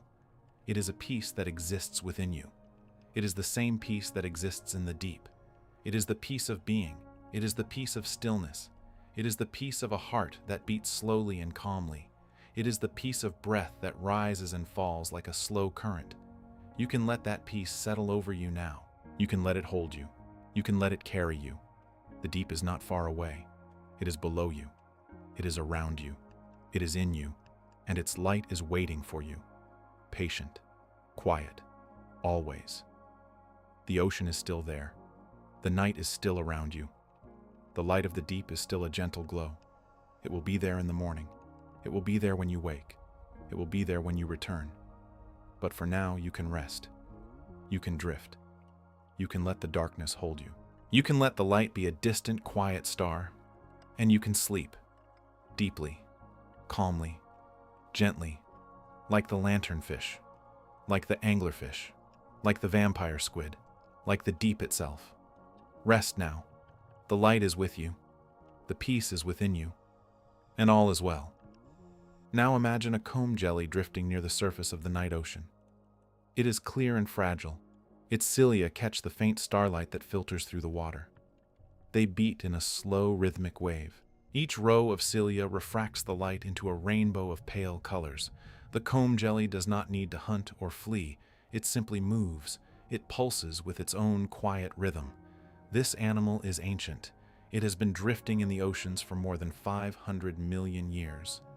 Before the first fish, before the first shell, before the first tree, it was here. Its body is a simple tube of jelly. It has no heart. It has no brain. It has no blood. Yet it lives. It moves. It glows. Its simplicity is a kind of wisdom. It does not strive. It does not resist. It accepts the current. It accepts the darkness. It accepts the light. And in that acceptance, it finds peace. You can feel that same simplicity now. You can let your thoughts drift like the comb jelly. You can let them catch the light. You can let them fall away. You are not separate from this ancient rhythm. You are part of it. You have always been part of it. The ocean is Earth's largest dark room. It is a place where sunlight never reaches. But life did not stop there. It developed an entirely private light system. Over hundreds of millions of years, creatures learned to make their own light. They did this with chemicals. They did this with enzymes. They did this with patience. The result is a world of hidden glow. Every creature carries its own tiny lantern. Some are blue, some are green. Some are so faint that only the darkest eyes can see them. If you could see the ocean from above at night, you would not see black water.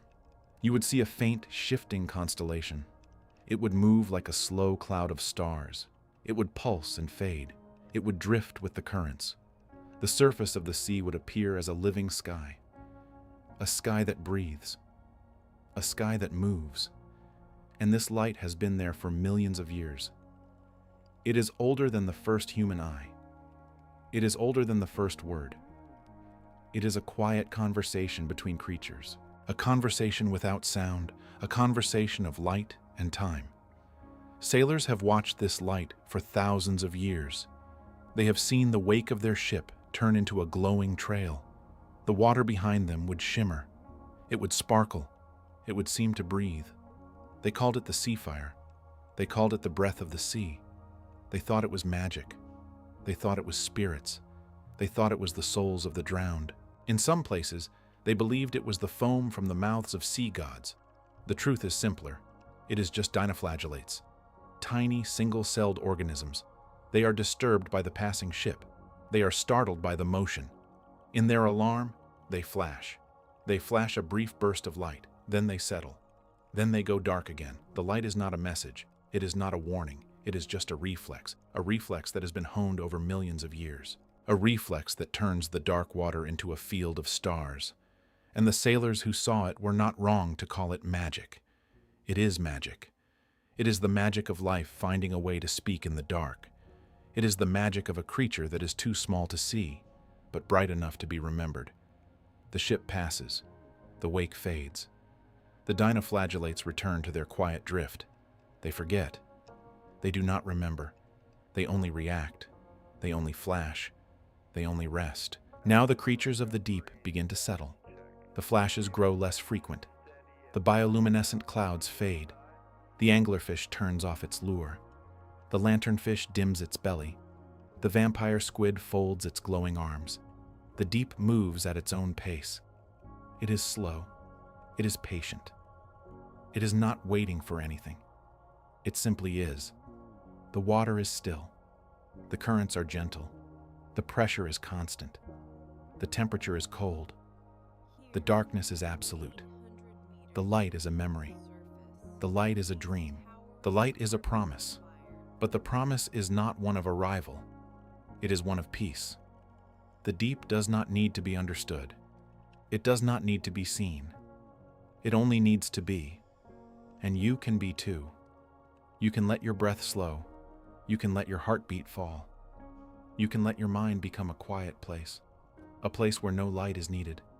A place where no light is missing. A place where the only rhythm is the soft rise and fall of the water. The water that holds you. The water that rocks you. The water that is deep and dark and calm. Rest now. The light is dimming. The flashes are fading. The creatures are sleeping. The ship is gone. The trail is gone. The dinoflagellates are still. The comb jelly drifts. The ocean breathes. You breathe. You are not separate. You are part of this. You are part of the deep. You are part of the dark. You are part of the light. And all is well. All is calm. All is still. Sleep. Now you float. Not in the ocean. Not yet. But you remember the feeling. The memory is soft. It is a gentle weight. It is the absence of weight. You are suspended in warm, dark water. The surface is far above. The stars are far above. You are between. You are held. Your arms drift out to your sides. Your legs hang loose. There is nothing to push against, nothing to hold. You are simply here, and all around you, the water begins to glow. Each movement of your hand sends a trail of blue-green sparks. Each kick of your foot wakes a constellation. You are not alone. You are surrounded by tiny living lights. They are dinoflagellates. They are single cells. They are ancient. They flash when touched. They flash when the water moves. And you are moving. You are the disturbance. You are the reason for the light. The light answers your presence. It does not speak. It does not demand. It simply appears. It fades. It appears again. You are a creature of light in a world of dark. This is what open water divers describe. They say it is like floating in a field of stars. They say it is like being inside a dream. The stars do not stay still. They swirl around you. They follow your fingertips. They gather in the wake of your fins. You are weightless. You are a ghost. You are a god of a small universe. The water is cold, but you do not feel it. The dark is deep, but you do not fear it. The light is all around you. It is a living skin. It is a breathing cloud. You are part of it. You are made of it. For a moment, you are the light. And then you remember the jellyfish. You remember the name. Pelagia noctiluca, nightlight of the open sea. It is a small jellyfish. It is a translucent bell. It is fringed with tentacles. It glows when disturbed. It glows when the waves break. It glows when a boat passes. It glows when a fish swims through. It glows when you touch it. The glow is not a warning. It is not a threat. It is simply a response.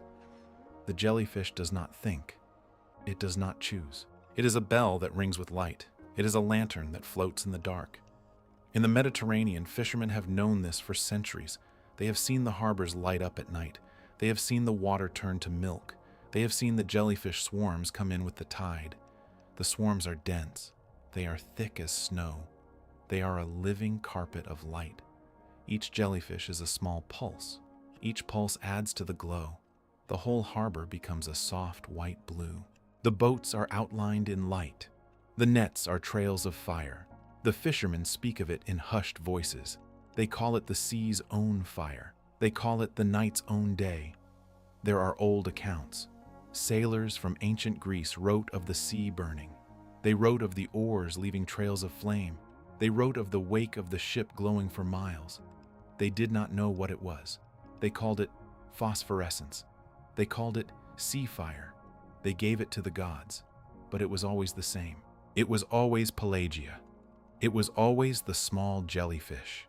It was always the light that comes when the world is disturbed. It is the light of touch. It is the light of motion. It is the light of life. Now you understand. The deep sea is never truly dark. Even at 4,000 meters, light exists. It is not sunlight. It is not moonlight. It is not starlight. It is the light of life. It is the light of creatures that have never seen the sun. It is the light of creatures that have never known the sky. They make their own day. They make their own dawn. They make their own dusk. It is a different kind of day. It is a day that never ends. It is a day that never begins. It is a day that is always present. It is a day of small pulses. It is a day of slow flashes. It is a day of steady glow. At the bottom of the ocean, the light is continuous. It is not bright. It is not strong. It is a faint whisper. It is a soft hum. It is the light of 1,000,000 tiny beings. Each one is a point. Each one is a life. They are not signaling. They are not searching. They are simply being. And in their being, they create light. It is the light of metabolism. It is the light of existence. It is the light of the deep. It is the light that has always been there. It is the light that will always be there. It is the light that does not need a witness. You are a witness now, but you are not watching. You are floating. You are floating in your own darkness. Your eyes are closed. Your breath is slow. Your heart is soft. The deep sea continues below you. It is thousands of kilometers away. It is deep. It is dark. It is cold, but it is glowing. It is glowing without pause. It is glowing without effort. It is glowing because it is alive. It is glowing because it is the deep. It is glowing because it is. You are not in the ocean. You are in your own bed. You are in your own room. You are in your own darkness. But the feeling is the same. You are weightless. You are suspended. You are held. The darkness is not empty. It is full of light. It is full of the light of your own breath. It is full of the light of your own heartbeat. It is full of the light of your own quiet mind. You are the dinoflagellate. You are the jellyfish. You are the deep sea. You are the light. Let your breathing slow. Let your heartbeat fall. Let your thoughts drift. They are like the comb jelly. They are like the drifting bell. They are like the trailing tentacles. They move, they glow, they fade, they return. They are soft. They are gentle. They are not important. They are simply part of the dark. They are simply part of the light. They are simply part of you. The deep sea continues. It does not stop. It does not pause. It does not sleep. It is always there. It is always glowing. It is always alive. And you are here. You are in your own deep. You are in your own dark. You are in your own light. And you are at peace. You are at rest. You are at home. The light is a memory. The light is a dream. The light is a promise. The promise is not one of arrival. It is one of peace. The deep does not need to be understood. It does not need to be seen. It only needs to be. And you can be too. You can let your breath slow. You can let your heartbeat fall. You can let your mind become a quiet place. A place where no light is needed. A place where no light is missing. A place where the only rhythm is the soft rise and fall of the water. The water that holds you. The water that rocks you. The water that is deep and dark and calm. Rest now. The light is dimming. The flashes are fading. The creatures are sleeping.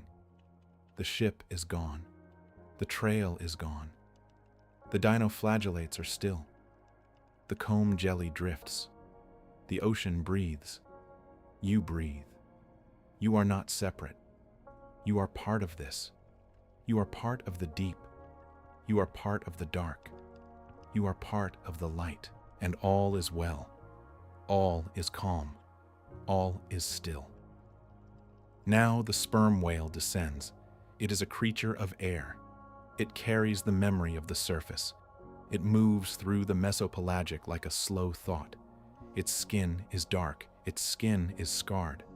Some of the scars are from squid. Those squid had photophores. The whale ate them. The whale carries their light inside. For a time, the whale's own flesh glows faintly. It does not know. It does not need to know. The light is absorbed. The light is past. The whale is a traveler. It is a host. It is a temporary constellation. It dives deeper. It leaves the light behind. The light stays with it. The light is a memory. The light is a gift. The whale does not ask. The whale accepts. The whale breathes. The whale dives. The whale is a bridge between worlds. It is a bridge of air. It is a bridge of light. It is a bridge of dark. And it is alone. And it is not alone. The ocean is full. The ocean is full of beings that do not breathe. The whale is a guest. The whale is a visitor. The whale is a dream passing through a dream. At 3 in the morning, the mesopelagic is quiet. The deal migrants have returned. The shrimp have come back down. The lanternfish have settled. The zone is still. It is not empty. It is resting. Some creatures sleep. They drift with the current. Their bodies are limp. Their eyes are closed. Their photophores are dark. But not all are asleep. Some continue their silent commerce. A flash, then a pause, then another flash. It is a conversation without words. It is a trade. It is a warning. It is a greeting. The flashes are slow. They are patient. They are the only light in the deep. They are the only movement. The water is cold. The water is dark. The water is heavy. The creatures are small. The creatures are large. The creatures are everywhere. Nothing stops completely. Life does not pause. It only slows. It only waits. It only breathes. The ocean breathes. The ocean breathes in the dark. The ocean breathes in the light. The ocean breathes in the quiet. The ocean breathes in the deep. The ocean breathes, and you breathe. You are not here. You are not there. You are in the quiet. You are in the deep. You are in the dark. You are in the light. You are in the breath. You are in the pause. You are in the flash. You are in the stillness. You are in the sleep. Now consider the scale. In every liter of ocean water below 200 meters, there are creatures too small to see. Bacteria, archaea, single cells. They are numerous. They are ancient. They are everywhere. Some of them glow. They are not awake. They are not asleep. They are simply alive.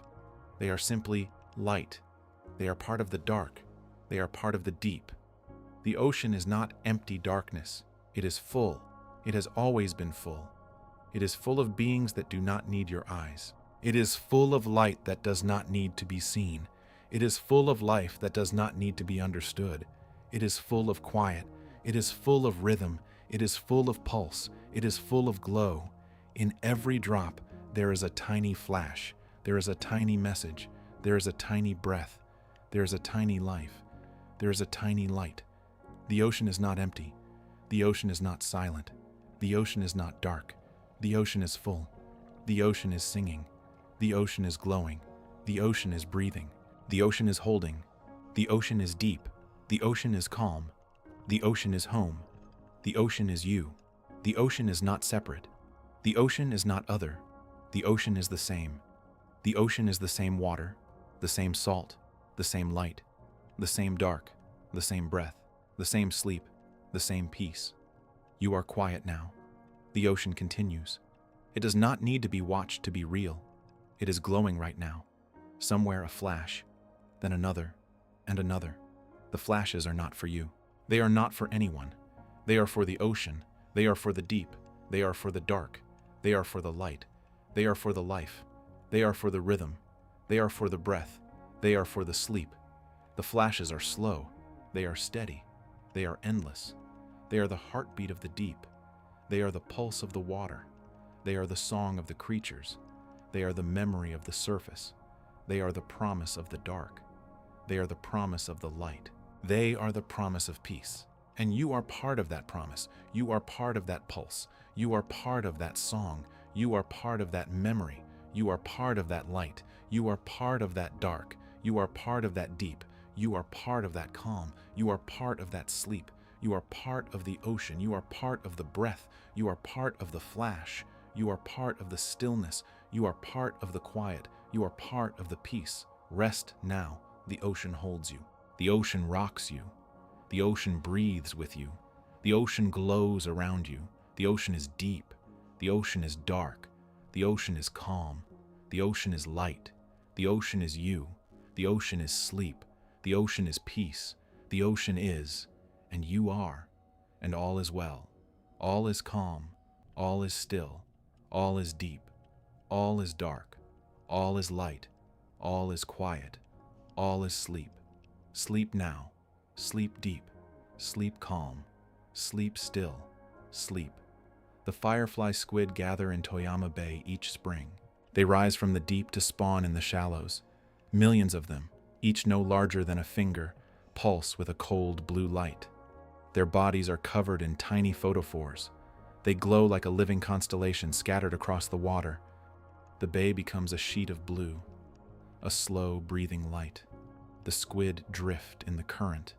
They flash and fade. Flash and fade. It is a dance older than human memory. The fishermen watch from their boats.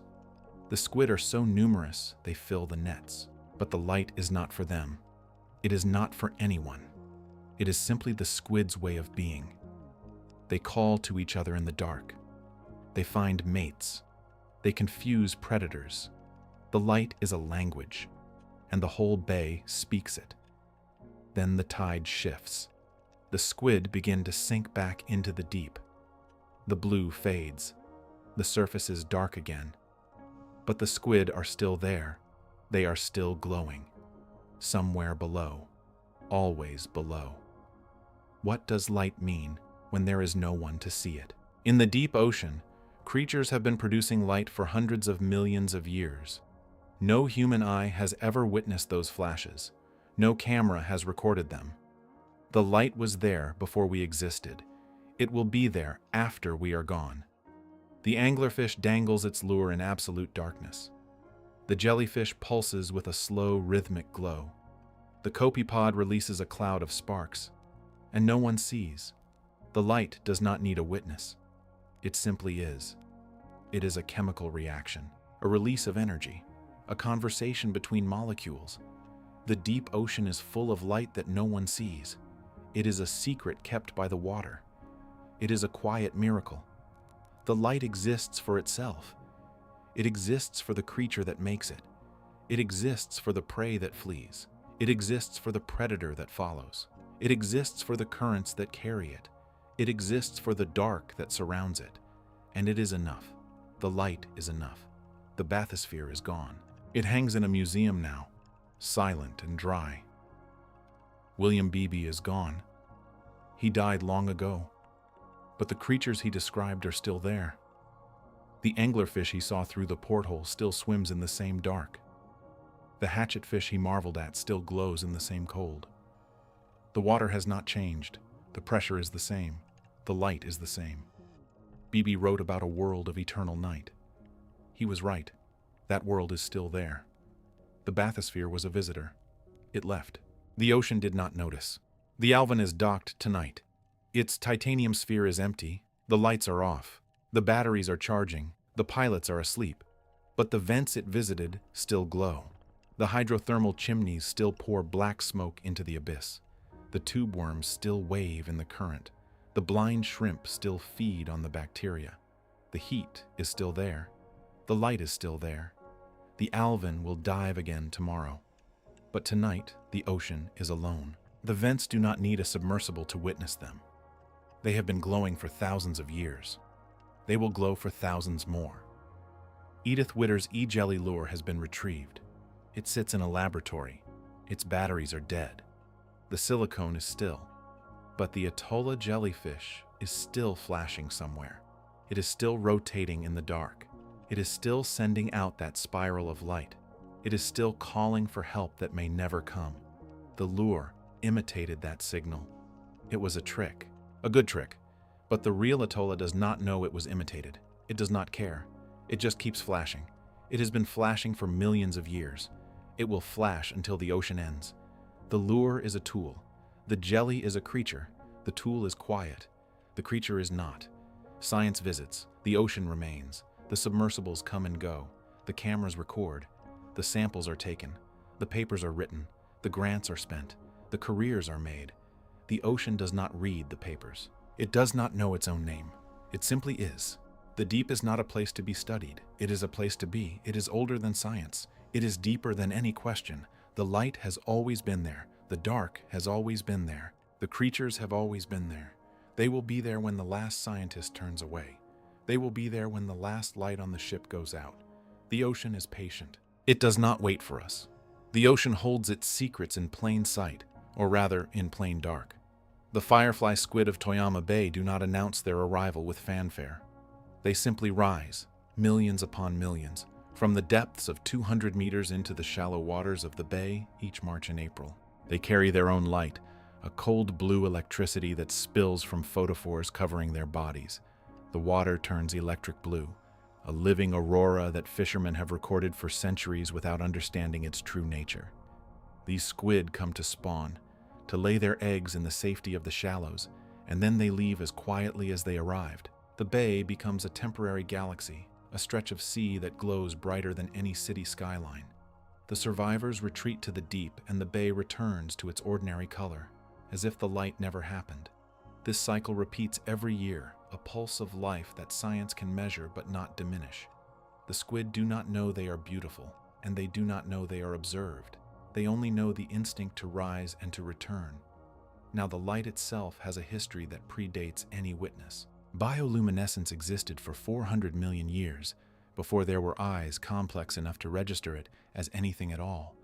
The first organisms to glow did so in a world without spectators, without any creature that could perceive the difference between light and dark. The light was never a performance, never a display intended for an audience. It was a chemical reaction, a tool for survival, a means of communication in a realm where sunlight cannot reach. The first flashes were not beautiful, because there was no one to call them beautiful. They simply were. Even now, the deep-sea creatures do not glow for our cameras or our wonder. They glow because their ancestors glowed, because the light serves a purpose that has nothing to do with human observation. The beauty we see is a coincidence, a side effect of evolution that we have borrowed for our own awe. The light existed before the first eye evolved, and it will exist after the last eye closes. While we sleep, the creatures of the deep continue their quiet persistence. The anglerfish hangs motionless in the midwater, its esca glowing with a faint, steady light that lures prey from the darkness. The fish does not move, does not breathe heavily, does not think about the light. It is a patient predator, suspended in the cold, its jaw slightly open, waiting. The Atolla wyvili drifts in a slow rotation, its body a fragile bell of jelly that turns like a clock hand through the water. Its light flashes only when disturbed, a spiral of blue that warns of attack. Elsewhere, the lanternfish begin their ascent toward the surface as dawn approaches above. Thousands of tiny lights moving in synchrony, a vertical migration that has happened every day for millions of years. Each fish carries its own constellation along its flanks, and they rise together like a slow, silent rain falling upward. Consider the sheer improbability of bioluminescence. This chemical fire, this living light, has ignited independently at least 40 separate times across the tree of life. 40 distinct evolutionary lineages, from bacteria to jellyfish to fish, each stumbled upon the same solution to the same problem, a solution that involves coaxing a molecule called luciferin to release energy as photons.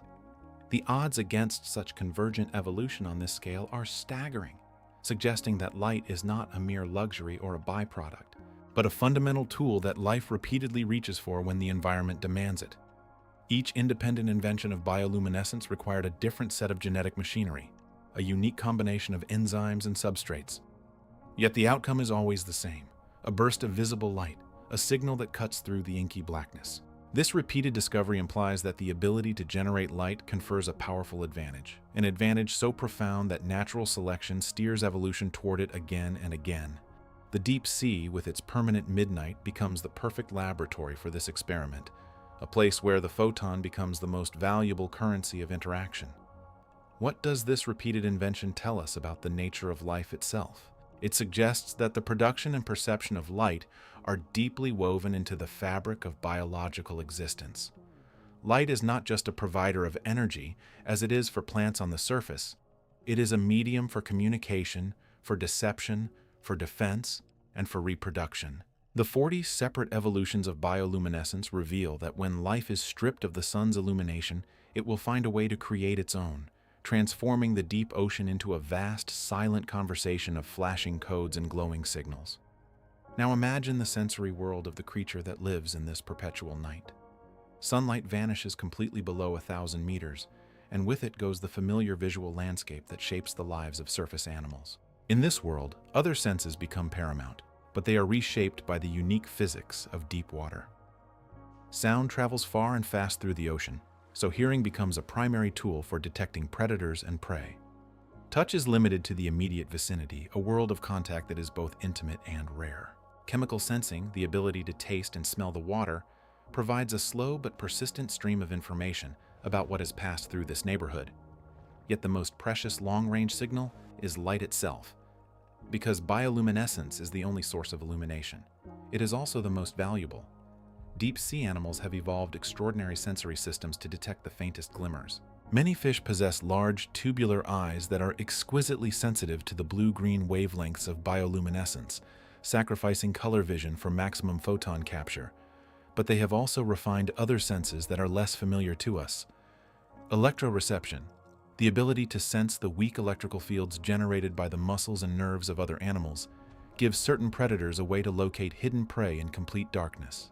The lateral line, a system of sensory organs along the body, detects minute vibrations and pressure changes in the water, essentially allowing the animal to feel the movements of the world around it. Why have these senses evolved to such extraordinary precision in the deep ocean? Because light in this realm is not a constant background, but a rare and precious event. A single flash of bioluminescence can reveal a predator's location, attract a mate, or lure unsuspecting prey. The ability to detect that flash, or to sense the electrical whisper of a hidden animal, becomes a matter of survival. The deep sea creature lives in a world where information is sparse and every signal carries weight. Its senses are not just adaptations. They are finely tuned instruments for reading a language of light and shadow that is entirely alien to our own experience. And so we must reconsider the nature of the darkness itself. We often think of darkness as an absence, a lack of light that leaves a void. But the deep ocean teaches us that darkness is a presence, a physical environment with its own properties, its own pressures, its own temperatures, and its own inhabitants. It is not the empty space between stars. It is a densely populated realm where life has found a way to thrive in the most extreme conditions. The darkness of the deep sea is thick with water, with currents, with particles, and with the faint glow of countless organisms. This darkness is a place that has shape, texture, and depth. It is the home of the anglerfish, the vampire squid, and the jellyfish that drift like living galaxies. To call it a void is to ignore the richness of the life that has evolved there, a life that has turned the very absence of sunlight into an opportunity. The deep ocean is not awaiting emptiness. It is a world of its own, a world where the darkness is as real and as active as the light. And as we prepare to leave this place, we carry with us the understanding that darkness is not the opposite of light, but its partner in a story that has been unfolding for hundreds of millions of years. In the mesopelagic zone, night is not a passing phase, but a permanent condition, a realm where the sun's pulse never reaches and the hours dissolve into a single, unbroken dusk. The water here holds a steady, crushing weight that presses in from all directions, an ancient pressure that has remained unchanged for millennia, and the temperature hovers near freezing with a consistency that defies the seasons above. The creatures that drift through this vast, dark expanse move with a deliberation that seems to belong to another world entirely, as if they are following a clock that ticks only once every 100 years. A lanternfish may rise or fall a few meters over the course of many hours, its slow ascent a patient negotiation with the density around it, and the gelatinous forms of comb jellies pulse with a languid rhythm that no human urgency could ever accelerate. There is no hurry here, no rush to feed or flee, only the steady, unhurried cycle of biological processes that have been tuned to this environment since before the first reef built its foundation. The silence of this place is not empty, but full of the slow, deliberate motions of life that has learned to wait, to persist, to endure without the need for speed or haste. A siphonophore stretches its colony across many meters, each individual working in such a coordinated drift that the whole assembly seems to breathe as one, and the pressure that surrounds it is as constant as the beat of a heart that has never known a moment of panic. The temperature of the water barely changes across centuries, a fact that allows the creatures here to rely on a metabolism that never needs to adapt to sudden shifts, and their timescales are measured in generations, not in hours or days. To observe the mesopelagic zone at night is to witness a world that has forgotten the concept of change, a place where the rhythm of existence is as steady as the deep ocean currents that flow without end, and where every creature moves with the unhurried grace of something that knows it has all the time in the earth. One creature remains alone in the darkness. A single faint light pulses in the cold water that holds it. The light is small, almost negligible against the vastness of the deep, but it is there, steady and constant. The water does not ask why, and the light does not answer. It simply glows, and the dark holds it, and the moment is complete.